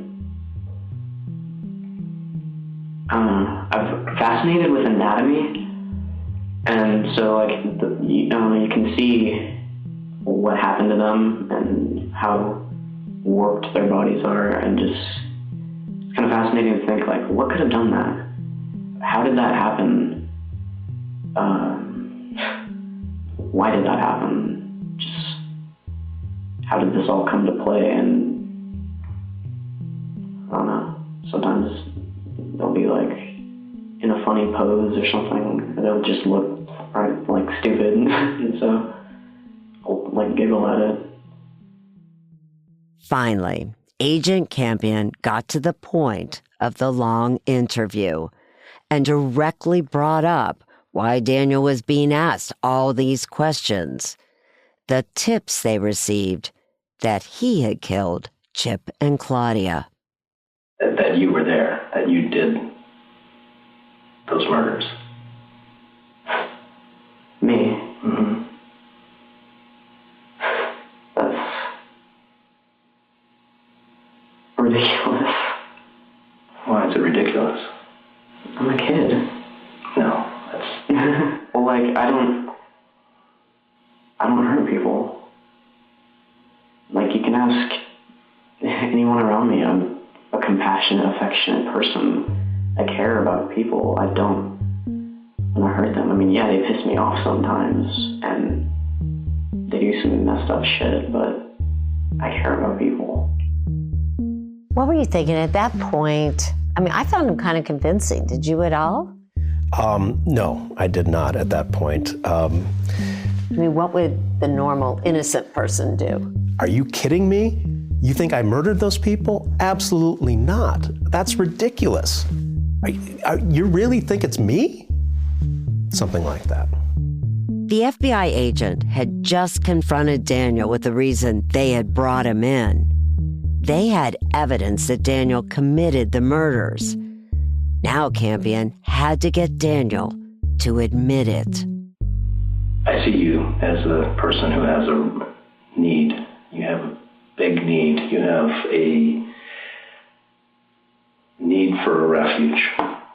Maybe more than anybody I've ever run across. And at age 16, just 16, that's remarkable.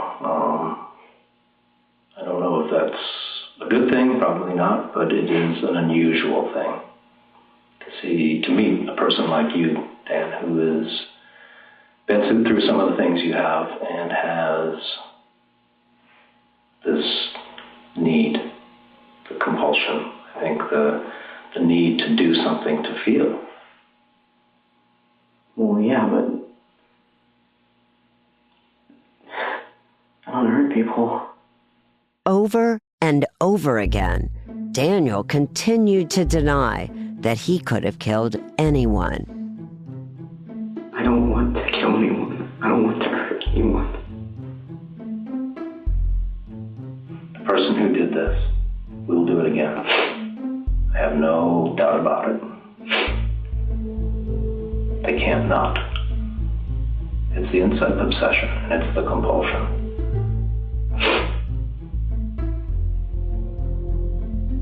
Well, then maybe that's where you'll find your guy.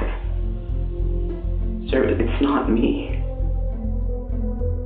Almost 3 hours had passed in the interview room. It was a standoff. Special Agent Campion stepped out of the room. Daniel cracked his knuckles and wiped his face with a tissue. When Campion returned, he was holding a DNA swab kit. I'd like to take your DNA to check it against things that have been found at the crime scene. Pretty much standard CSI kind of stuff. Any problem with that? Okay. Special Agent Campion asked Daniel to remove his boots. Then he again asked Daniel about the elderly couple who had lived near his father. Have you ever been inside of that house? No. Either when they were there or when they weren't there? Wait. I went in once when we first moved there. Okay. What were the circumstances of that? Neighbors, meeting neighbors. It was just kind of a welcome thing, you know? Daniel said that he had been to Chip and Claudia's house once when his father first moved to the community. It was just a, quote, welcome thing. Neighbors, meeting neighbors. But it turned out that Daniel knew quite a lot about Chip and Claudia's home. He had actually been invited inside with his father 2 years earlier. They showed us around. I went in the kitchen, in the living room, showed me their bedroom, showed me I could use their bathroom at one point, I think. I don't know, it was a long time ago. He was planting in the contingency that there was DNA evidence there, he was planting the thought that maybe that could have been the reason. As another officer began opening the DNA swab packaging, Campion picked up Daniel's boots and began probing for more information. Anything unusual about these? I don't think so. You ever worn them around blood? Maybe. I get a lot of nosebleeds. So maybe they got on that. Okay. But if that was to be the case, it would be your blood. I didn't. We started talking about his boots, which I think he realized were the same boots that he had worn the night of the murders. And he realized he probably didn't clean those to remove all of the physical evidence. We started talking about his cell phone and the fact that cell phones are basically personal tracking devices. And, we could track his movements on particular days and times. So those factors, I think, started weighing on him that he wasn't going to be able to talk his way out of this, and the walls started closing in on him. You guys are threatening me with what? The truth? With getting arrested for 2 murders. I am so scared right now. Of course I'm going to do anything I can to try and say that I didn't do this. That was the first sign that he was getting over that wall, that he was getting ready to talk to us about what really happened. If you want to help me, then don't ruin my life. If anything, send me to the psychiatric hospital. Backed into a corner, Either way, I'm there. Daniel Marsh seemed to see that he was trapped. Chris, were you really prepared for what he told you next?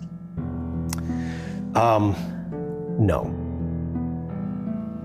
Every time I look at someone, in my mind, I see flashes of images of me killing them. Okay. In numerous ways, in numerous horrible ways, doing terrible things. I can't help it. It's just what comes into my head when I see them. I don't want it to. I don't like that it does, but it does.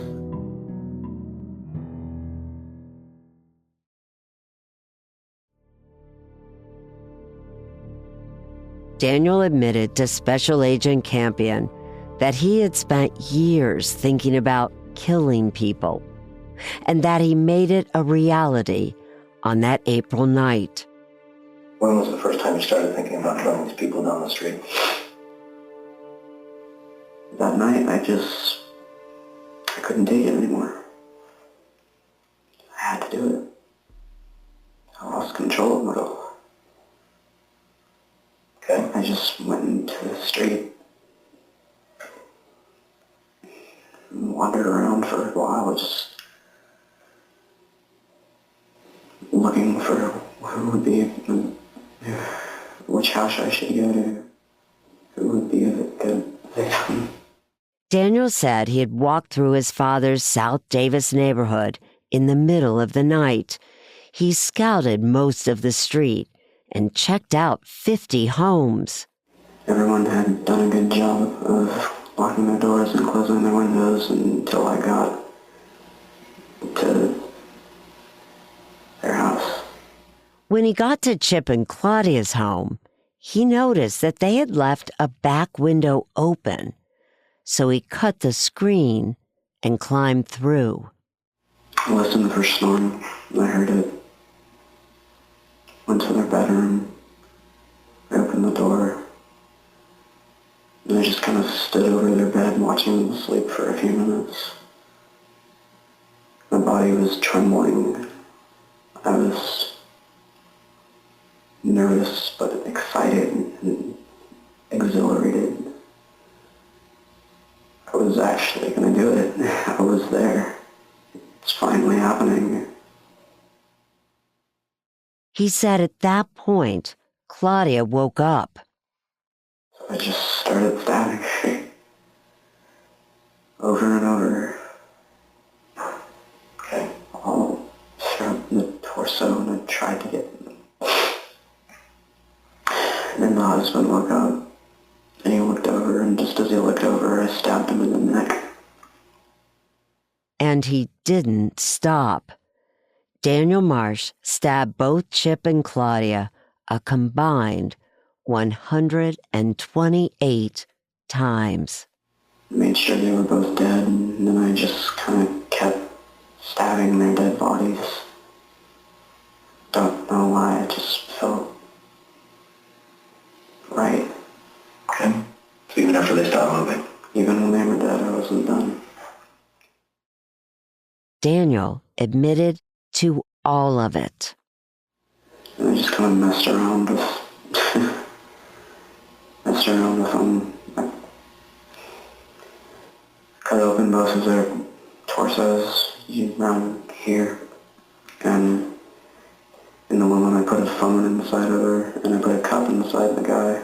I don't know why. I really don't. Okay. And then I cut open her leg. I don't know why I did that either. I just kind of wanted to see. The horrific details Daniel shared matched crime scene reports and the autopsies. But what he said afterwards was even more outrageous. I'm not gonna lie, it felt amazing. How did it feel, Dan? It felt great. It was pure happiness and adrenaline and dopamine, just all of it rushing over me. It's the most exhilarating, enjoyable feeling I've ever felt. Special Agent Chris Campion never changed the tone of his voice during the hours-long interview. He never reacted visibly to anything Daniel Marsh said to him. But he later admitted to me that Daniel Marsh was the most dangerous suspect he had ever interviewed. With everything out in the open, Daniel was then willing to walk the police through where they could find the rest of the evidence. The ski mask he wore, his gloves, his pants. He had stashed it all in his mother's garage, but he kept the jacket. kind of a little memento and a constant reminder of what happened. Just so I can see it and kind of relive it. Daniel knew his admission of guilt was going to lead to an arrest and was curious about what would come next. Do you think I'll get the death penalty? I don't know. That's kind of far-fetched. You were 15, right? Yeah, I was 15 and got psychological issues up the wazoo. There was one moment from Campion's interview with Daniel that especially shocked me. In my years of reporting on crime, I had never heard anything like it in a police interrogation. For the prosecutors building a case against Daniel, it was just one more example of how dangerous Daniel would be if he wasn't put behind bars for a long time. That's next time on 15, Inside the Daniel Marsh Murders.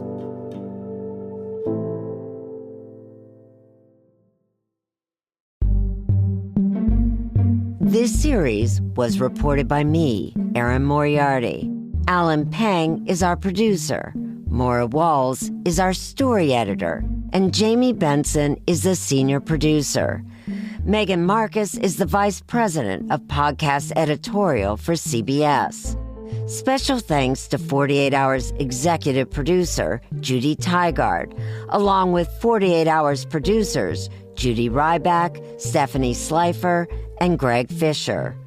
From Goat Rodeo, this podcast was written and produced by Kara Schillen, Max Johnston, Jay Venables, Isabel Kirby McGowan, Megan Nadolski, and Ian Enright. Additional reporting and recording by Kara Schillen. Our executive producers at Goat Rodeo are Megan Nadolski and Ian Enright. Original theme and music by Hansdale Shee, with additional music from Paramount. Final mix by Rebecca Seidel. Vendel Fulton is our fact checker. Our production manager is Kara Schillen. I'm Erin Moriarty. If you're enjoying this show, be sure to give it a rating and review. It helps more people find it and hear our reporting. If you liked 15, Inside the Daniel Marsh Murders, check out the rest of our 48 Hours podcasts by searching 48 Hours on your favorite podcast app. Thanks for listening.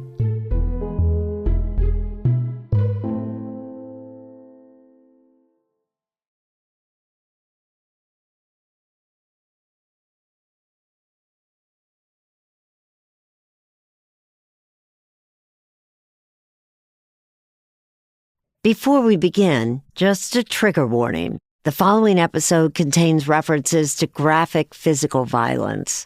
Please listen with care. I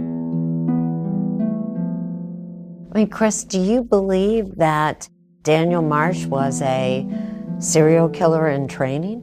Absolutely. Without a doubt. That if he had been allowed to keep on going, he actually talked about how he was going to take his next victim.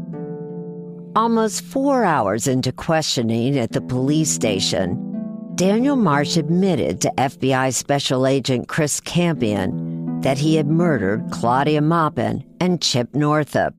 But he didn't stop there. Campion learned the teenager was already thinking about his next killing. Well, it's gonna basically do the same thing, only with a different mask and a different gloves, a different jacket, and instead of breaking in, I figured I'd get somebody when they're alone at night out in the street or out somewhere, just find somebody alone at night and beat them to death with a baseball bat. Okay. Did you have anybody in mind? No. Had you actually gone out looking for someone? Yeah. He was someone who did not have a conscience. You believe Daniel Marsh is a psychopath? I do. I believe Daniel Marsh is a psychopath. I knew it when he was talking to me. He actually admitted it. I don't feel sympathy for other people at all. Don't feel empathy for them. And whether I like that or not, it's the way it is. It's just like, I want to hurt people. Campion maintained his composure, and then he asked Daniel a question that I had never heard in a police interrogation. So, how would you kill me? There's a lot of ways. I mean, that you've thought of so far in the couple hours that we've spent together here. Choking you to death with your tie. Okay. Beating your face into the mirror until it broke and using the glass to cut your arteries, gouging your eyes out and just smashing your face into the wall.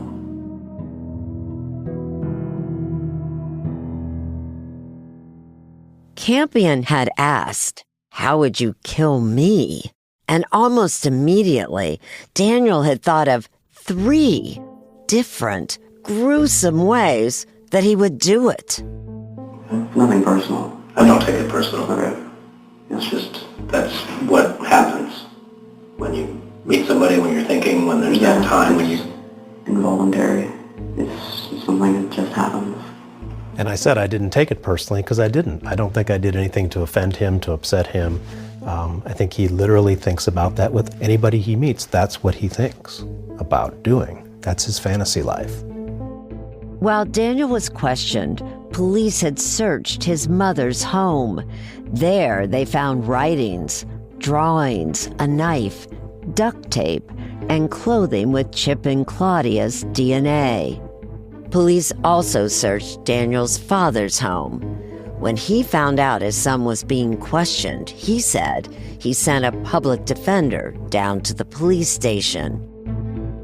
Authorities finally had a suspect in Chip Northup and Claudia Maupin's murders. And with physical evidence, DNA samples, and a complete confession, it seemed like the case against Daniel was solid. But the fact that the suspect was a teenager would complicate things for the prosecution.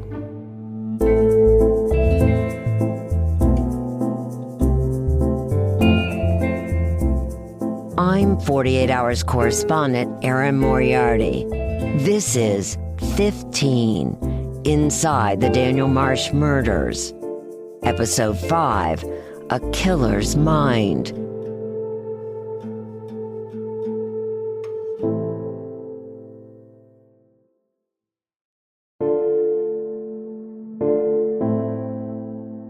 When did you first hear the name Daniel Marsh?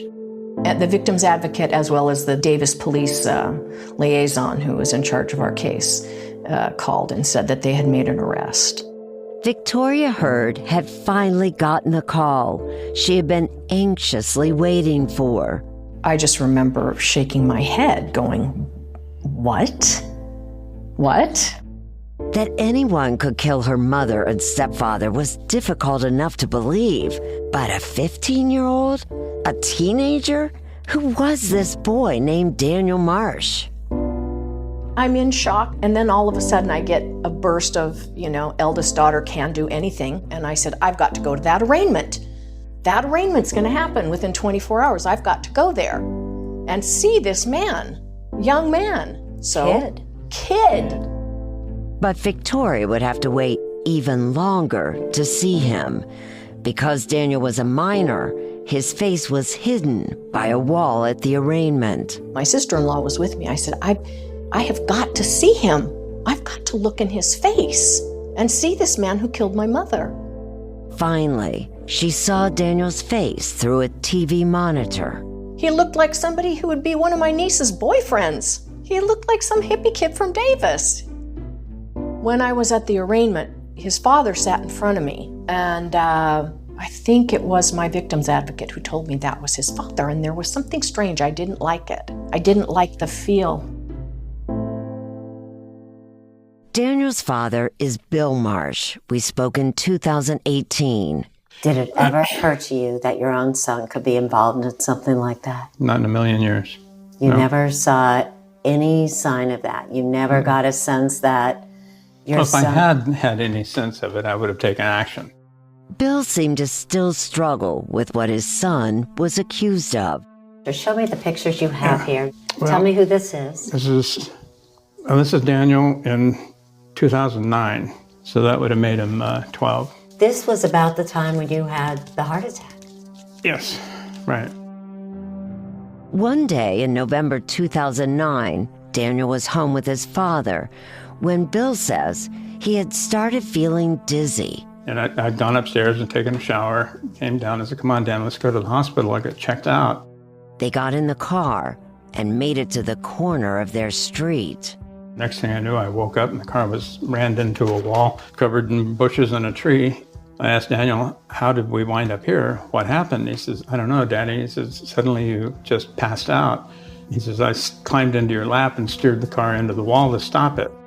It must have been terrifying for Daniel, who started banging on his father's chest. Something Daniel later said he had seen on a medical drama. It worked. Daniel had saved his father's life. About a month later, Daniel was presented with an American Red Cross Heroes Award. Oh, yeah. It was a major event. He was all over the media, and they were, touting this young American hero, and look at this, he might actually be a future doctor. And sure enough, there was Daniel, featured in local newspapers, hailed for his heroism. In photos, he looks innocent and sweet, wearing a suit with a rosebud in his lapel, his father proudly standing beside him. The next year, Daniel enrolled in the Davis Police Department's Youth Academy, receiving instruction on crime scene investigation. But while Daniel may have appeared a model citizen on the outside, he was also harboring a dark side, something Bill said he didn't notice until after his heart attack. You know that he told counselors that he was actually killing animals before then. Did you have any sense of that, Bill? No, not at all. In fact, I had, because of all the upheaval in the family and the rest, I had no basis of experience to counsel him. Mm-hmm. But he told the FBI agent that he had thought about killing your wife's lover, that he thought about killing her. That was 2 years earlier. As Daniel entered the Yolo County Courthouse almost a year and a half after Claudia and Chip Northup's murders, a judge and jury were about to decide his fate. Now on trial is Daniel Marsh, the teenager being tried as an adult after the gruesome killings that rocked the city of Davis last year. On Tuesday, September 2nd, 2014, the long-awaited murder trial against Daniel Marsh, now 17 years old, began at the Yolo County Courthouse. Daniel had been charged as an adult with 2 counts of first-degree murder. Prosecutors concluded that he had, quote, committed a very adult crime in a very adult manner. And then, just 3 months before the trial began, Daniel changed his plea from not guilty to not guilty by reason of insanity, a clear indication of the defense to come.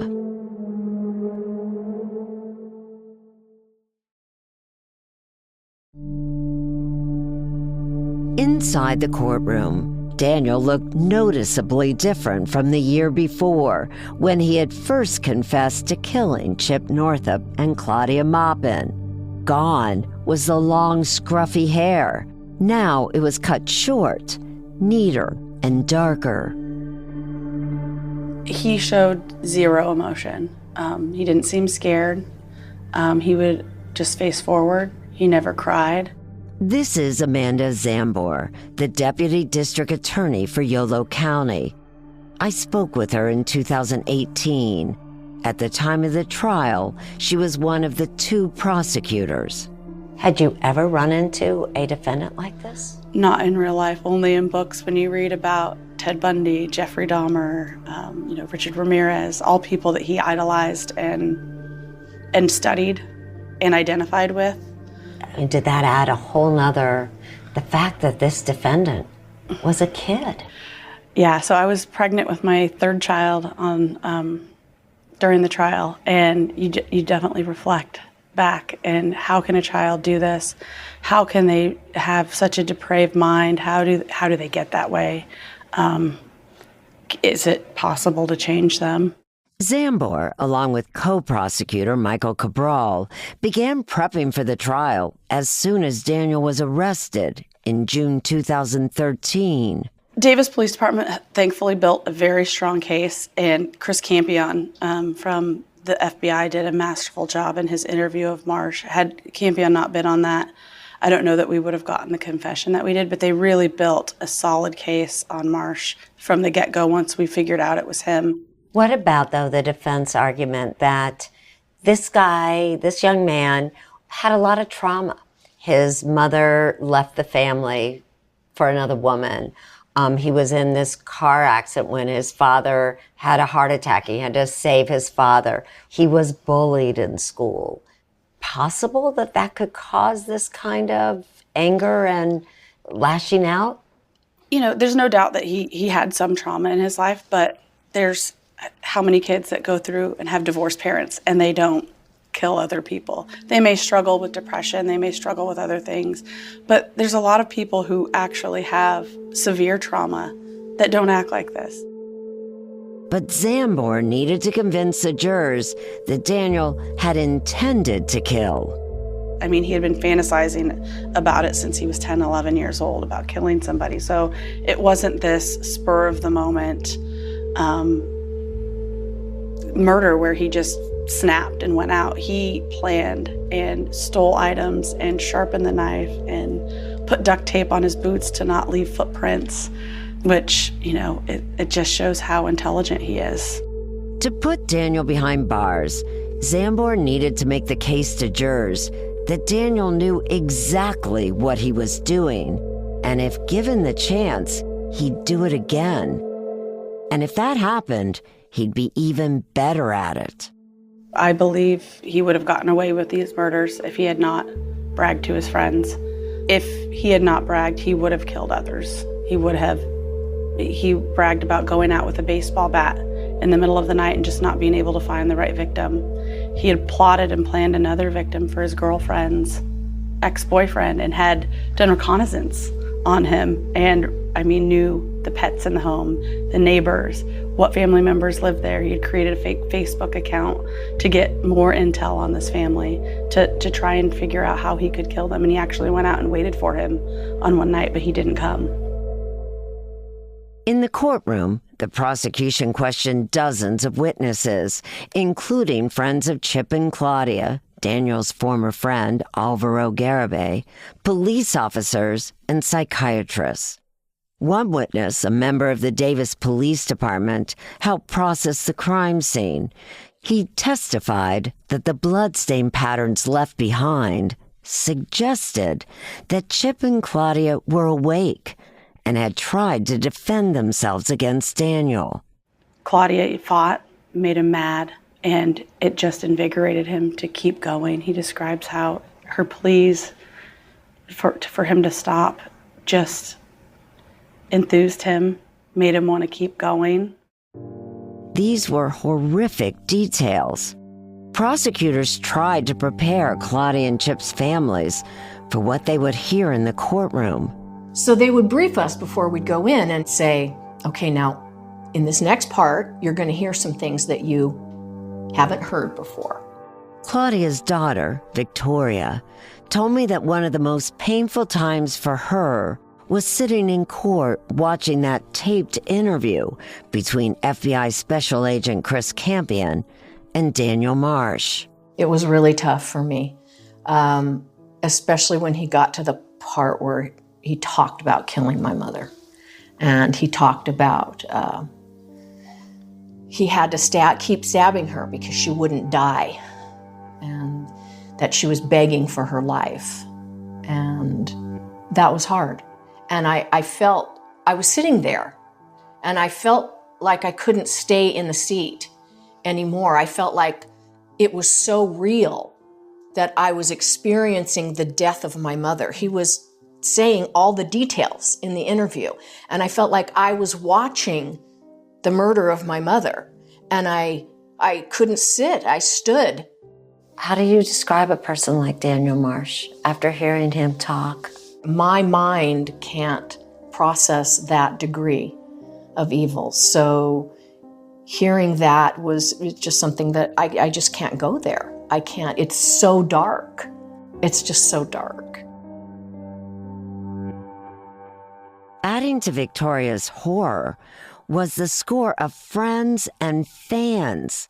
Yes, fans who showed up to the trial to support Daniel. He had a lot of goth followers, so he had a lot of young women who were following him, acting like little teenage girls, dressed in black and black makeup and all that, and thinking that he was innocent, And if he could have waved at them or hugged them or shook them hand, it was like he was a celebrity, like he was the celebrity that he wanted to be. No remorse. Oh, no. He was reveling in his celebrity. The prosecution was convinced that not only did Daniel know exactly what he was doing when he killed Chip and Claudia, but the big question at trial was Daniel in his right mind? Was he sane when committing the murders? Daniel's defense team intended to prove he wasn't. And this was the man they wanted to help make that case. So my name is Dr. Matthew Soulier, and I'm a child forensic psychiatrist. I was hired by his attorney in 2013 to evaluate him as part of his original trial. I sat down with Dr. Soulier in 2018 and again in 2025. My job really was to kind of explore his life history, beginning with birth until the day I was meeting him, and try to get a sense of what his life story is, some of his more critical experiences and relationships, history of trauma. And specifically as it related to the defense, I needed him to tell me about what he did. And I needed to try to figure out if in fact if it was going to be my opinion that he was criminally responsible or not. Soulier first met Daniel a few months after his arrest. In 2013, I met him at the Yolo County Juvenile Hall. And he was dressed in, typical juvenile hall attire. He was a different kind of kid. I mean, it does stick out to me that there was a coldness to him. Despite even the number of hours that I spent with him, I didn't feel that, there was a heart or that there was a feeling in him. In fact, Daniel was still regularly thinking about killing people. He told Soulier that he had thoughts of harming his peers and the people taking care of him in juvenile hall. Then, just like FBI Special Agent Chris Campion, Dr. Soulier found himself on the receiving end of Daniel's homicidal thoughts. I asked him, "What are you thinking about?" And he said, "I'm thinking about killing you. I'm thinking about taking that pen on your table right there and shoving it in your neck. I'm thinking about taking your laptop and crushing it over your head." It wasn't the only time that a patient had threatened Dr. Soulier. So while he took it seriously, it didn't deter him from trying to speak with Daniel again. He was able to go back a week later. Dr. Soulier believed that Daniel's desire to kill him and others was actually the result of an obsessive-compulsive disorder. It's my belief that, Daniel wasn't born a bad seed. I don't believe in that. Daniel clearly changed around the age of 10. By everybody's observation and what we could gather about him, he wasn't a terrible kid up until age 10. But you don't think he was born that way? No.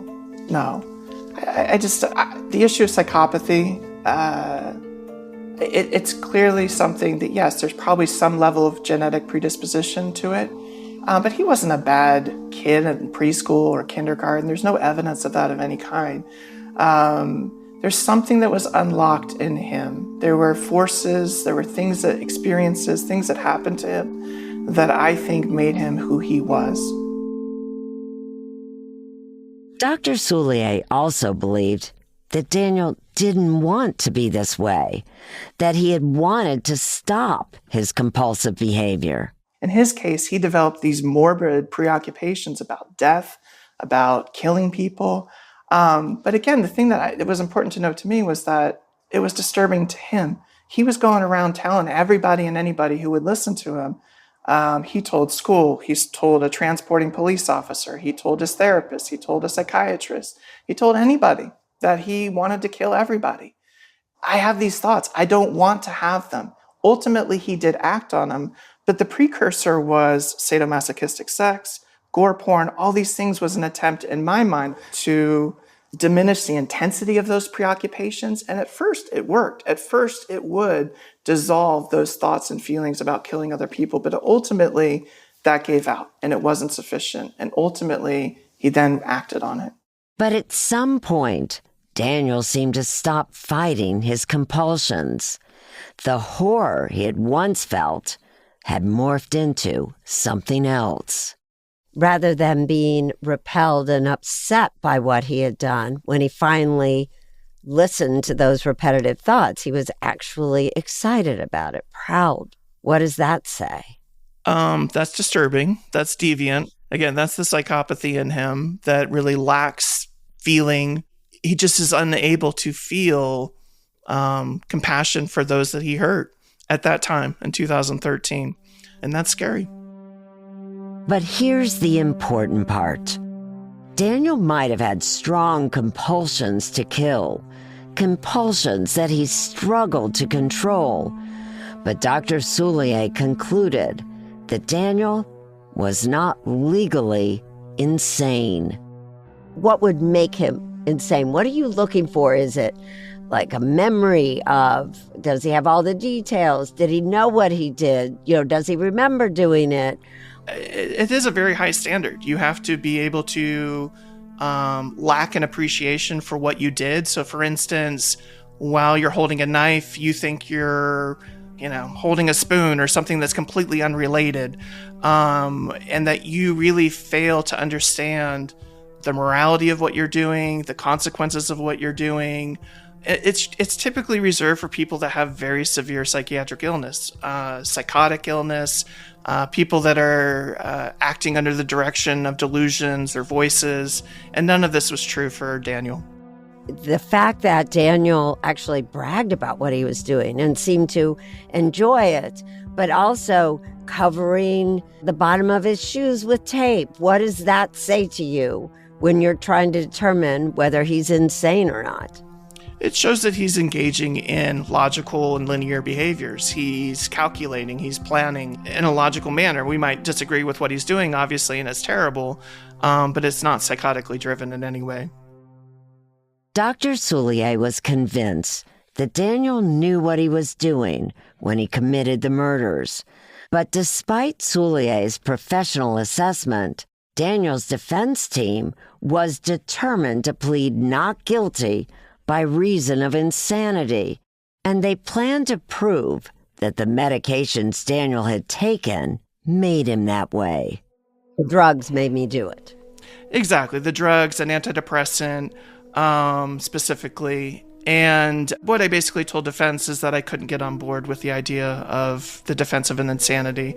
Particularly, I didn't believe that the antidepressants caused him to act in that way or kill. So the defense said thank you, and they went and found another expert. The defense called Dr. James Marikangas to testify as an expert witness. A neurologist and psychiatrist, he interviewed Daniel and his family members several times and reviewed Daniel's previous medical records and police statements. Dr. Marikangas' testimony focused largely on SSRIs, a class of antidepressants that included medications that Daniel had been prescribed to treat severe depression. According to Marikangas, the side effect of those drugs could include extreme restlessness, outbursts of anger, and increased impulsivity. Daniel, he said, was experiencing those side effects.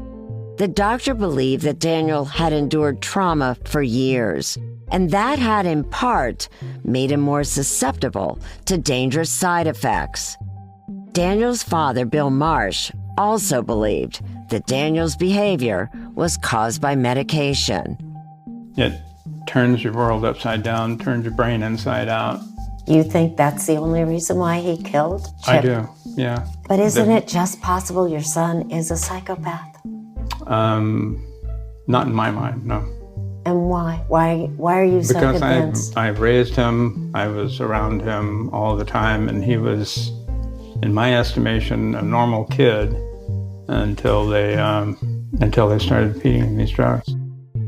Most important, Dr. Marikangas said that on the day of the murder, Daniel had reported having an out-of-body experience. Marikangas couldn't prove when Daniel's dreamlike state began or how long it lasted. He just knew that according to Daniel, it had started sometime that night.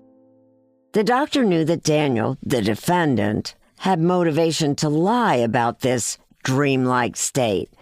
After all, Daniel hadn't said anything about it in his interviews with Special Agent Chris Campion or Dr. Matthew Soulier, but still, Dr. Marikangas felt that Daniel had been truthful to him in his interview. I just fundamentally don't believe putting someone on an antidepressant generates any level of risk that you're going to go and do what Daniel did.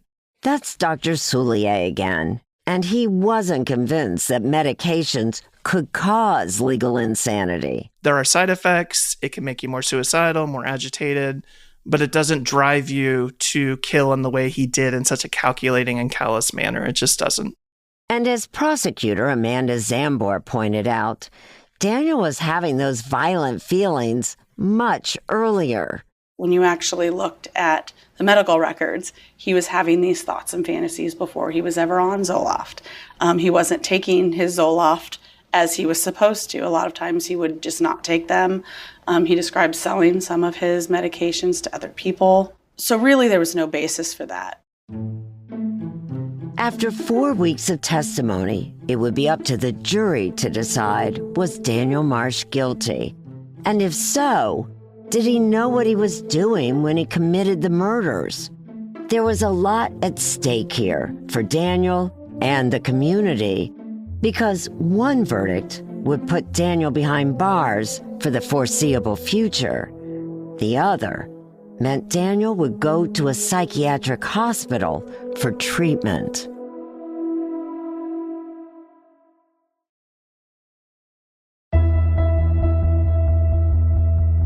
You know, we felt very confident in the case, in the evidence, but there's always that little bit of doubt.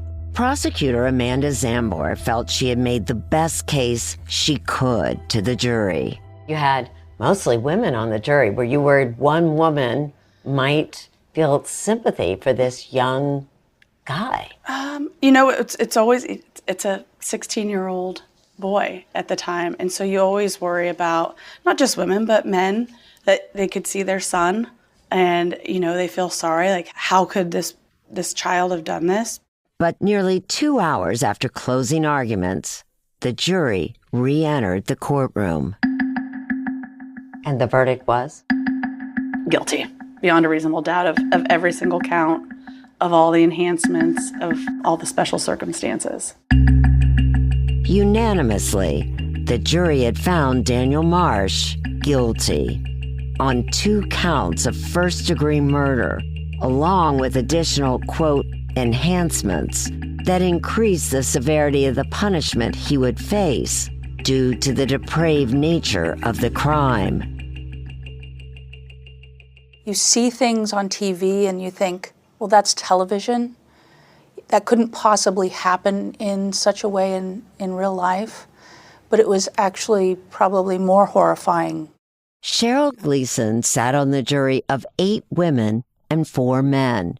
She explained to me why she believed Daniel Marsh was guilty. The stacks of binders of pictures from the crime scene, the piles of evidence that we went through, hearing the accounts of the story, the more evidence that came out in how meticulous and precise his actions were, how things leading up to that, like going through the junior police academy and how well he did at that.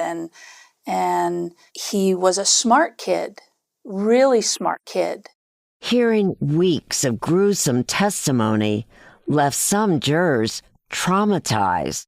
It had a long-term effect that I wasn't really thinking would happen. To this day, I cannot fall asleep without sleeping my face towards the door, the bedroom door. I can't turn my back on the door to this day. Explain that to me. Because he came through a window that he cut the screen out of through the living room, but then came into their bedroom door. And so I see that as this thing that I have to keep my eye on until I fall asleep. However, finding Daniel guilty was not actually the end of the trial. The jury still had to make another decision. Was Daniel insane at the time of the murders? While she had been confident that the jurors would find Daniel guilty of murder, prosecutor Amanda Zambor wasn't as confident about the issue of insanity. Were you more nervous about that? Yes, because of that, that immediate thought to see something this grave, the immediate thought is somebody would have to be insane to do something like this. They'd have to be out of their mind. But then again, when you go back and you hear him speak about just how happy and enthused that this made him, that he was laughing the whole way home and giggling and wanted to relive it and kept these mementos, and to see it up close it's powerful. So, after delivering the guilty verdict, the jurors heard another day of arguments where the prosecution and defense tried to prove that Daniel was either legally sane or insane at the time of the crime. And once again, it was a quick decision for the jury. They found Daniel to be sane at the time he committed the murders of Claudia Maupin and Chip Northup. It was just really clear that he was not insane. So if he's not insane, then what is Daniel Marsh? He's a psychopathic killer. I think if he were let loose, he would be a serial killer. He has an urge to kill.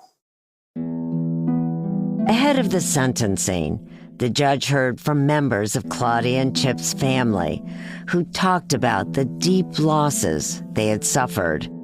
Victoria Heard detailed the trauma that the family experienced and told the court that her sister Laura had, quote, lost her mind to grief after discovering the bodies and had still not recovered by the time of the trial. Victoria also recalled having to tell her children about their grandmother's murder and how they sobbed and screamed in heartbreak. Victoria's message to the court was that, quote, if Daniel is free, people will die. Another son, another daughter, another father, mother, brother, sister will suffer as I have. Therefore, in honor of my mother, Claudia Maupin, and the legacy of love that she left behind for us, it is my belief that the loving, compassionate action in this situation would be to request from the court the maximum sentence allowable for the torture and murder of my mother and her husband, Chip Northup. And then the judge handed Daniel a sentence that prosecutor Amanda Zambor had been working to secure for weeks. The judge sentenced Daniel Marsh to 52 years. Were you happy with that? It was the maximum that he could have done. Had he been 16, he would have been eligible for life without the possibility of parole. But because of his age, the max he could have gotten was 52 years to life, so we were very happy with that. The prosecution had succeeded in their effort to put Daniel behind bars for a long, long time. When asked for comment on the case and sentencing, Daniel's lawyers declined. While Daniel had been handed the longest sentence possible, he still would be eligible for parole in 25 years. But in the meantime, the victims' families could take time to breathe. When we received the conviction, it felt healing, like we could be free. But it wasn't over yet, was it? It wasn't over, Erin. No, it wasn't over. It was not over. Not by a long shot. Because 4 years later, Victoria and the rest of Chip and Claudia's family would find themselves fighting again as a new California law threatened to let Daniel go free much earlier than the judge had ordered. So if he's out in 4 years, he knows us. He knows our names. Of course he does. He's seen us in court. The capacity that he could get back on the streets and do what he's done again. Yes. That fear is overwhelming.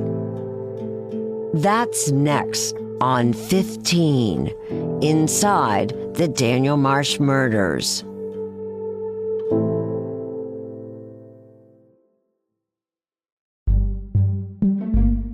This series was reported by me, Erin Moriarty.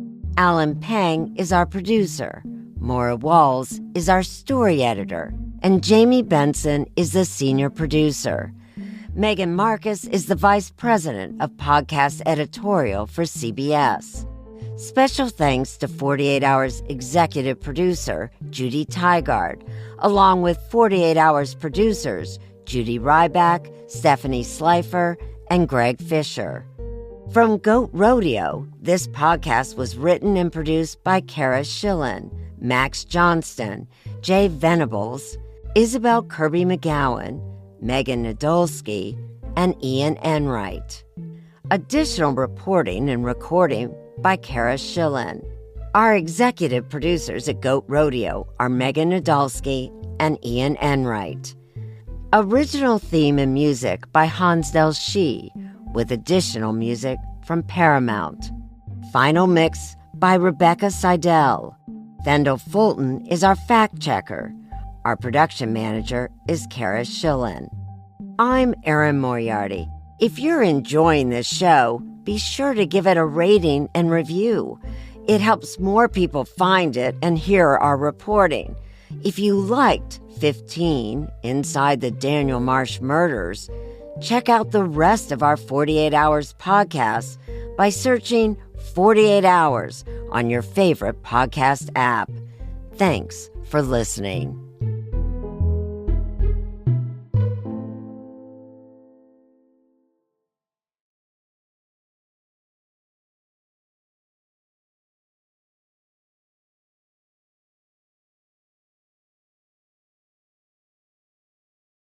Before we begin, just a trigger warning. The following episode contains references to graphic physical violence and suicide. Please listen with care. Well, it was late at night, and I was finishing up some work at my computer, and I said, well, how bad could this be? You know, never a good thing to say to yourself. 4 years after Daniel Marsh had been sent to prison for murdering her mother, Claudia Maupin, Victoria Hurd was sitting in her office, preparing to watch a YouTube video. I came to realize that there are no such things as evil people in this world. Only damaged people. There on the screen, suddenly, was Daniel Marsh. It was 2018, and Daniel was now 20 years old. I did horrible things to people who never deserved to be hurt. In the video, Daniel was standing on a stage, delivering a TEDx talk organized by his correctional facility. His short hair was slicked back, and he wore a blue prison shirt and sweatpants.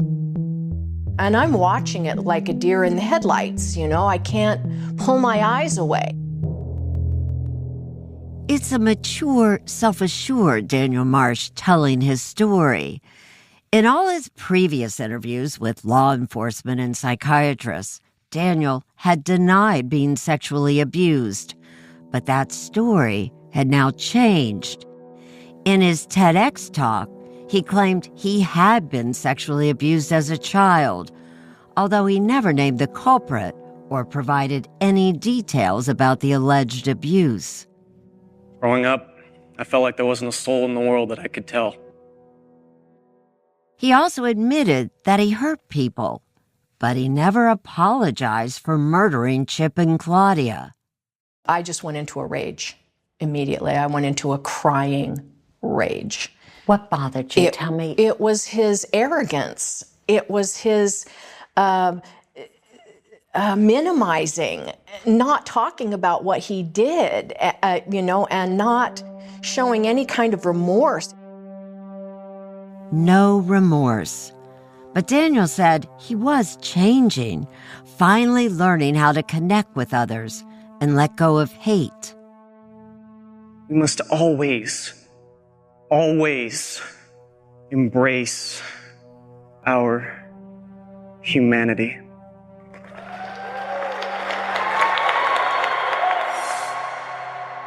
The audience was celebrating him as he spoke. Good job on your recovery, and you could feel that coming from his audience. Victoria says she couldn't quite believe her eyes. The audience rose to its feet and applauded. This was not a man she believed who had changed. I felt like no more from you. We did a loving thing by putting you behind bars. This is a loving thing to our family and our community that's suffering. And then you're going to keep coming? Yeah. No. Chip and Claudia's family wanted to move forward and heal, so they pushed to get the video removed from the internet. And it was. But that video wasn't the last they'd see of Daniel Marsh. New laws in California, intended to rehabilitate young offenders, were about to put Daniel's case in the spotlight again. This was a massive undertaking to essentially reopen the case. It had been 5 years since Daniel Marsh had killed 2 people. Was it possible that in that time he had changed? That certainly was his contention. I'm not who I used to be. And if so, could he walk free? The fear was overwhelming.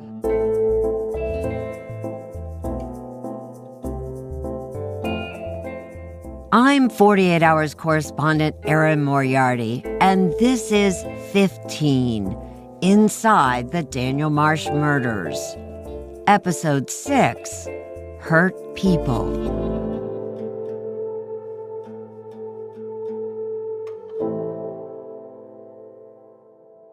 In his TEDx talk in March 2018, Daniel Marsh talked about why he believed he had changed for the better, and there was a reason for that public appeal.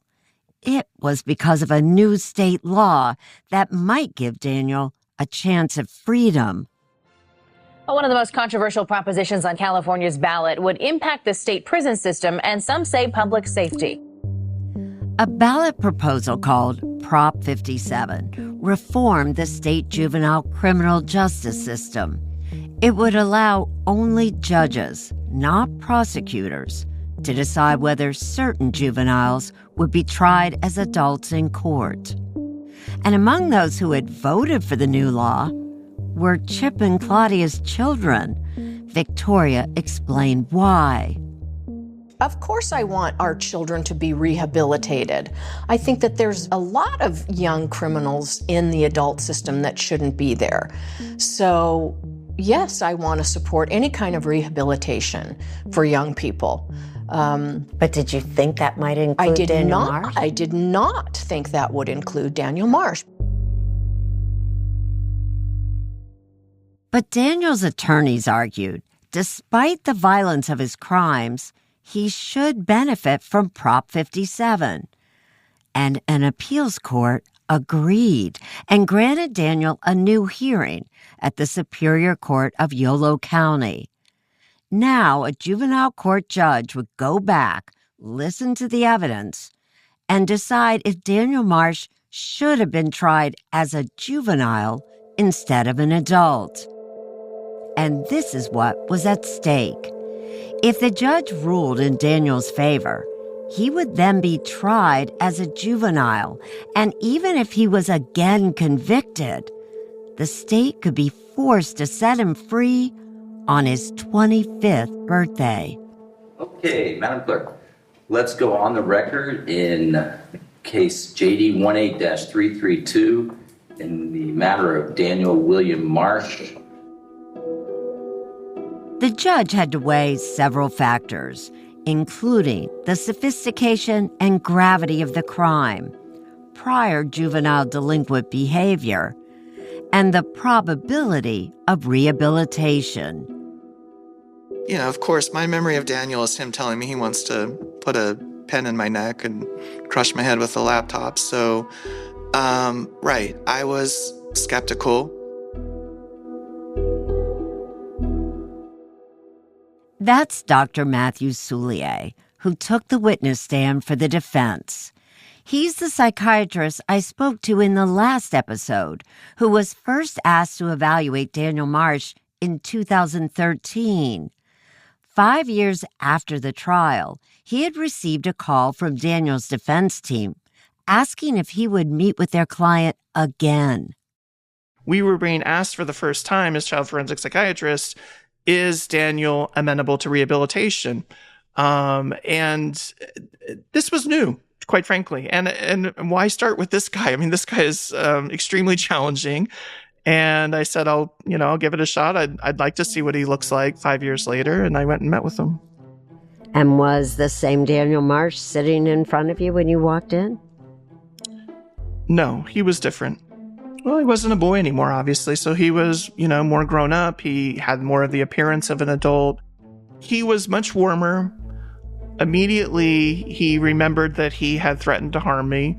He, without me prompting, expressed remorse for it, said he was sorry, and then proceeded to tell me how he had grown, how he had changed, how he had so-called done the work, and that he had gained a lot by being around people who had been compassionate towards him. In his testimony, Dr. Soulier said Daniel had begun his rehabilitation early on in juvenile hall. He's still not out of the woods. He's still got some definite growth and maturation to do, but he's grown a lot emotionally. As for Daniel's past fixation on killing others, the homicidal ideation, those thoughts, imagery, intentions to kill other people have completely ceased. Per his report. Daniel told Soulier that he had never felt better. It was his opinion that he could live violent-free, that he could be set free at 25 and that he could live without violence. I first spoke with Dr. Soulier a few months after his 2018 testimony at the hearing. But you did testify that you thought he could be rehabilitated. I did and I didn't.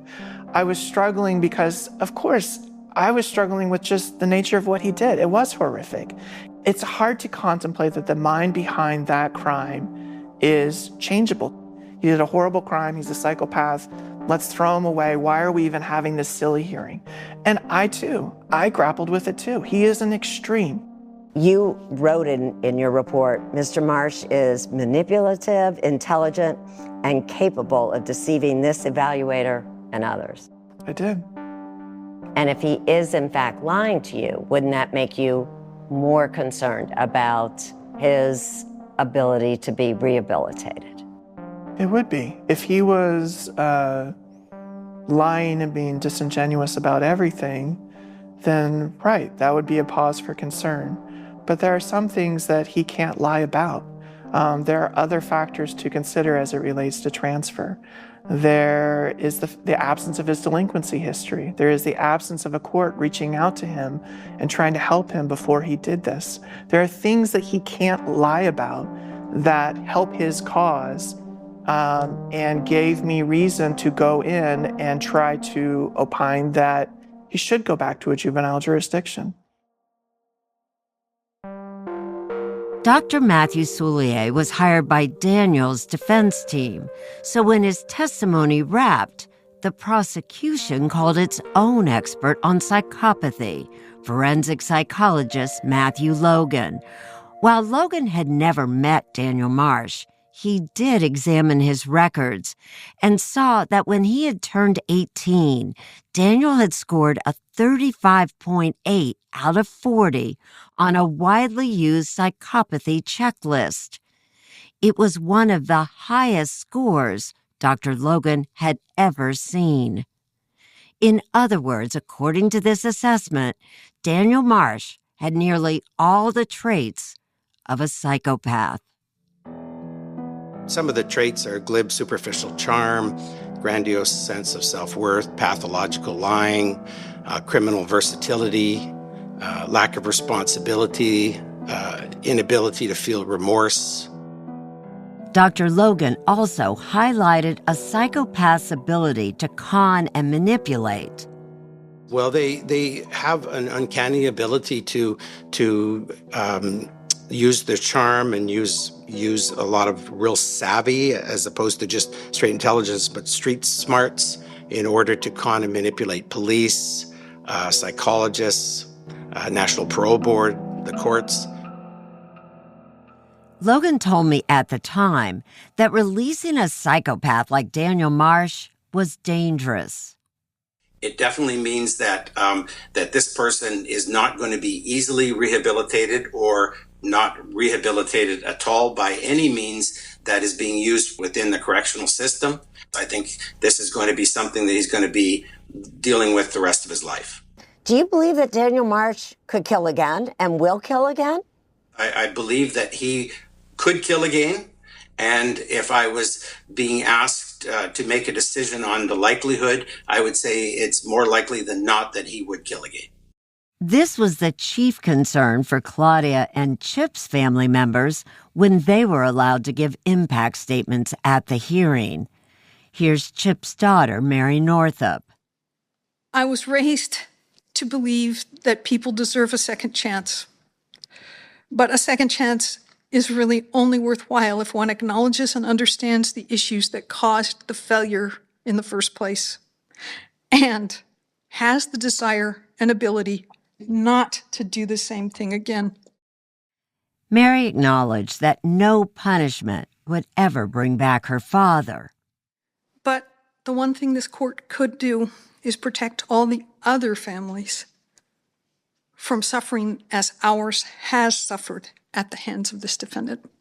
As she spoke, Mary alternated her gaze between the judge and Daniel. He didn't look at anyone that gave it a personal statement. I was surprised because if he's a really good manipulator, he at least looks and tries to be empathic. But I think he didn't look because he realized he couldn't feign empathy. After the victim's statements, the judge requested a brief recess, and Daniel's defense team returned with a surprising announcement. Daniel himself was going to testify. Daniel Marsh on the witness stand, direct exam by Attorney Pellegrino. Daniel described his time first in juvenile hall and then an adult correctional facility. He admitted to taking drugs inside prison and that he had been hospitalized after cutting his wrist. You know, again, when I first came in, I made a lot of mistakes. And one of those mistakes was, experimenting a little bit with meth and then a lot with heroin. And I ended up using heroin pretty consistently for a little over a year. That included injecting it? It did. Yeah, eventually it got to the point where I had my own rig, as they call it, syringe. But Daniel said he stopped using drugs when he became involved with groups like TEDx inside the prison. Have you learned anything in any of these groups about responsibility for your own behavior? I have, yeah. That was mainly through errors in criminal thinking. Can you tell the court a little bit about what you learned? Sure. I guess what it comes down to is like the main errors in criminal thinking is like the selfishness behind it and the self-centeredness behind it, not taking into account how your actions affect those around you and affect other people in negative ways. You know, again, like feeling entitled, you know, feeling like it's all about you, or feeling like you can, like the rules don't apply, I guess. Part of breaking that way of thinking is accepting responsibility for your mistakes and for your actions, you know, and acknowledging and beginning to, you know, like work through what the things that you have done to other people, I guess. Daniel Marsh insisted that he was a changed man, no longer the troubled child who had viciously murdered 2 people. I mean, it's night and day, man. It's completely different. You know, I no longer struggle with mental illness. I've worked through the vast majority of my anger and hate. And for the first time, he addressed his victims' families. Nothing I ever say or do will ever be enough. But I'm sorry. I'm sorry. I'm sorry I took them away from you. I'm sorry for all the pain that I've caused you. I'm sorry for the pain that I'm sure I'm still causing you. I'm sorry for every horrible thing that you've gone through because of me. I'm sorry for everything, and if I could undo it, I would. And I know that until I truly process what I did, then I can't really give you the apology that you deserve. I can't even bring myself to look at you. But I really, and I know you don't think I'm being genuine, but I just really hope that at least to some extent you're able to receive this, because I'm truly sorry. But for Chip's daughter, Mary, that apology didn't sound sincere. For me to be convinced that he's sorry for what he did would be for him to talk about it and to say, I did that, and that was awful. And he really, even in his apology, all he said was, that was another me. That was a dark me. You know, that's he wasn't willing to embrace that that really was him.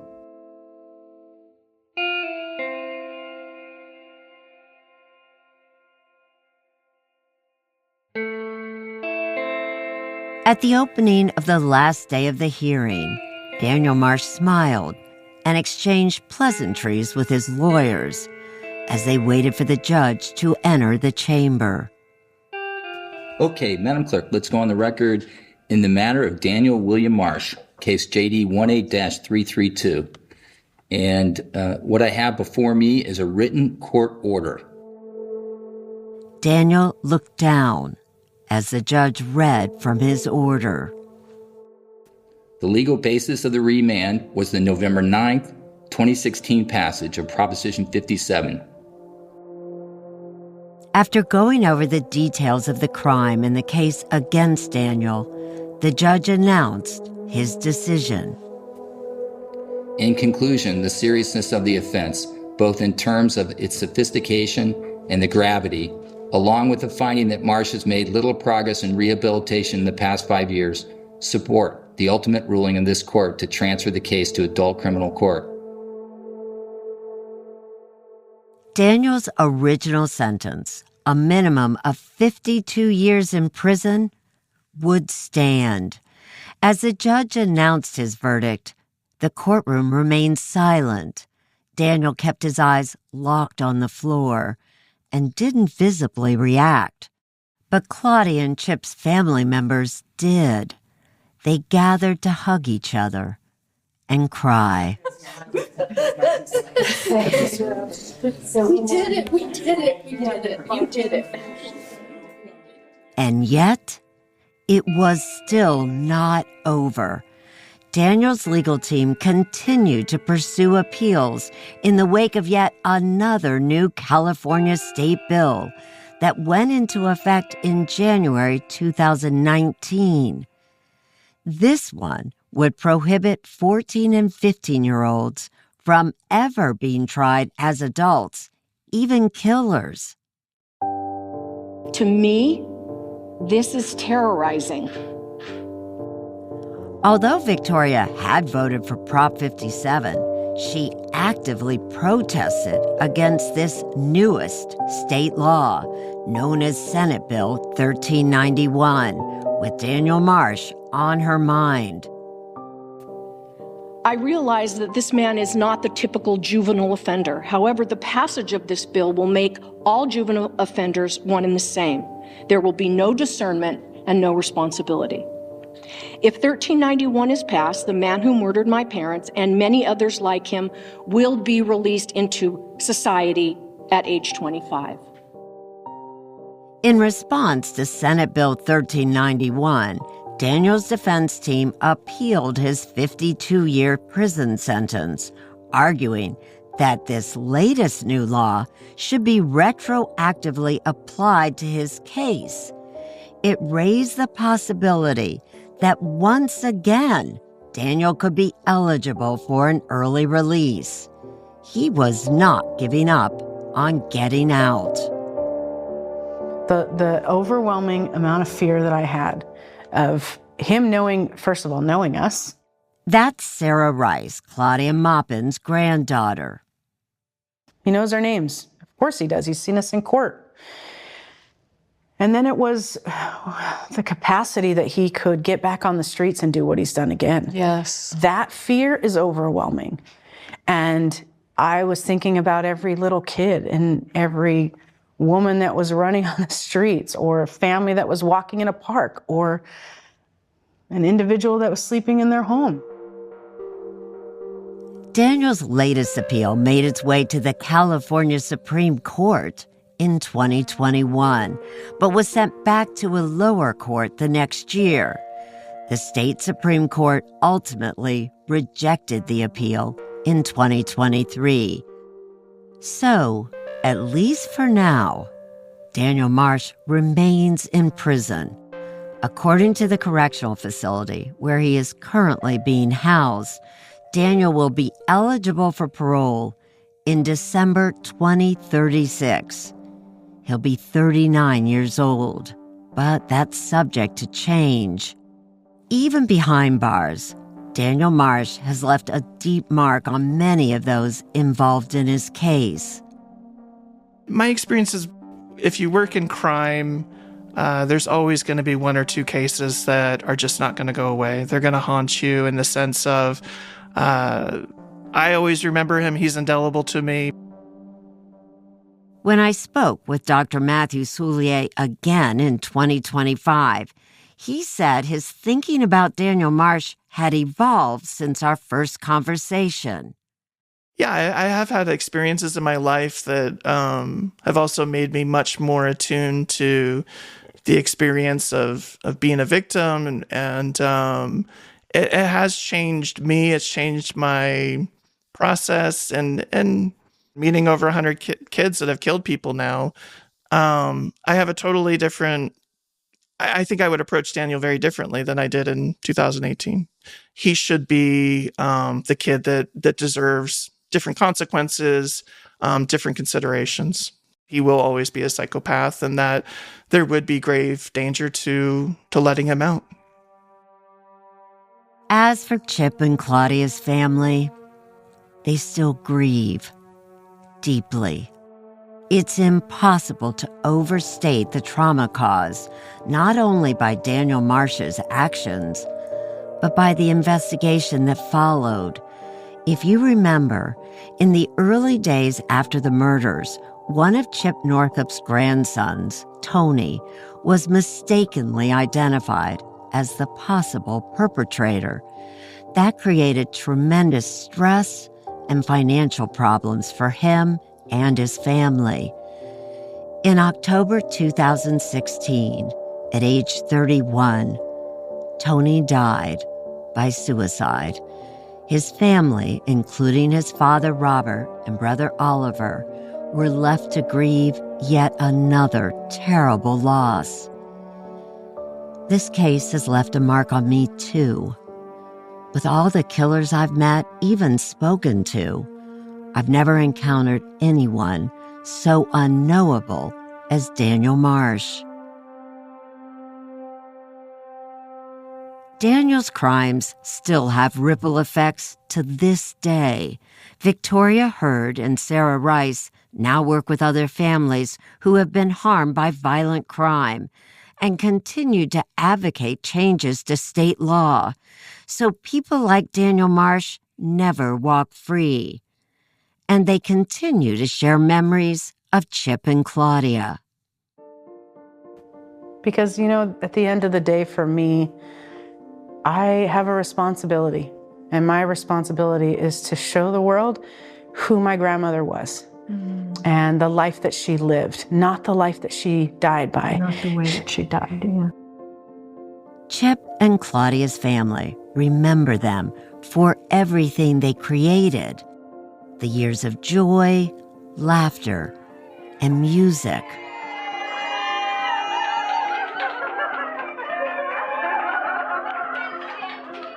This is Victoria. I never remember a day that I didn't speak with her or love her or ask her for direction or giggle with her. She was my world. Mary Northup also remembers walking nearly every day with her father, Chip, catching up on their lives. He had this voice, too, sometimes, Mary! You could hear it, and it made me feel good to know it was there. You can hear Claudia and Chip enjoy the festivities of Claudia's 75th birthday party. It was held just a year before the two were killed. They laughed and they sang with friends.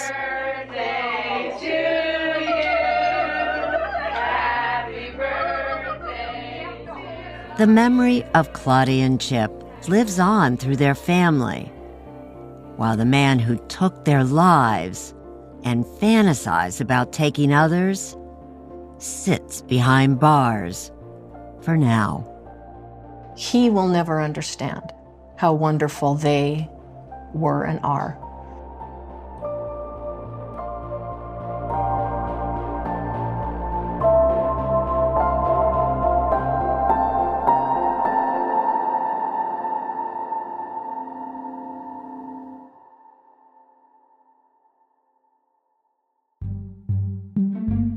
This is 15, Inside the Daniel Marsh Murders. This series was reported by me, Erin Moriarty. Alan Pang is our producer. Maura Walls is our story editor. And Jamie Benson is the senior producer. Megan Marcus is the vice president of podcast editorial for CBS. Special thanks to 48 Hours executive producer, Judy Tygard, along with 48 Hours producers, Judy Ryback, Stephanie Slifer, and Greg Fisher. From Goat Rodeo, this podcast was written and produced by Kara Schillen, Max Johnston, Jay Venables, Isabel Kirby McGowan, Megan Nadolski, and Ian Enright. Additional reporting and recording by Kara Schillen. Our executive producers at Goat Rodeo are Megan Nadolski and Ian Enright. Original theme and music by Hansdale Shee, with additional music from Paramount. Final mix by Rebecca Seidel. Vendel Fulton is our fact checker. Our production manager is Kara Schillen. I'm Erin Moriarty. If you're enjoying this show, be sure to give it a rating and review. It helps more people find it and hear our reporting. If you liked 15, Inside the Daniel Marsh Murders, check out the rest of our 48 Hours podcasts by searching 48 Hours on your favorite podcast app. Thanks for listening.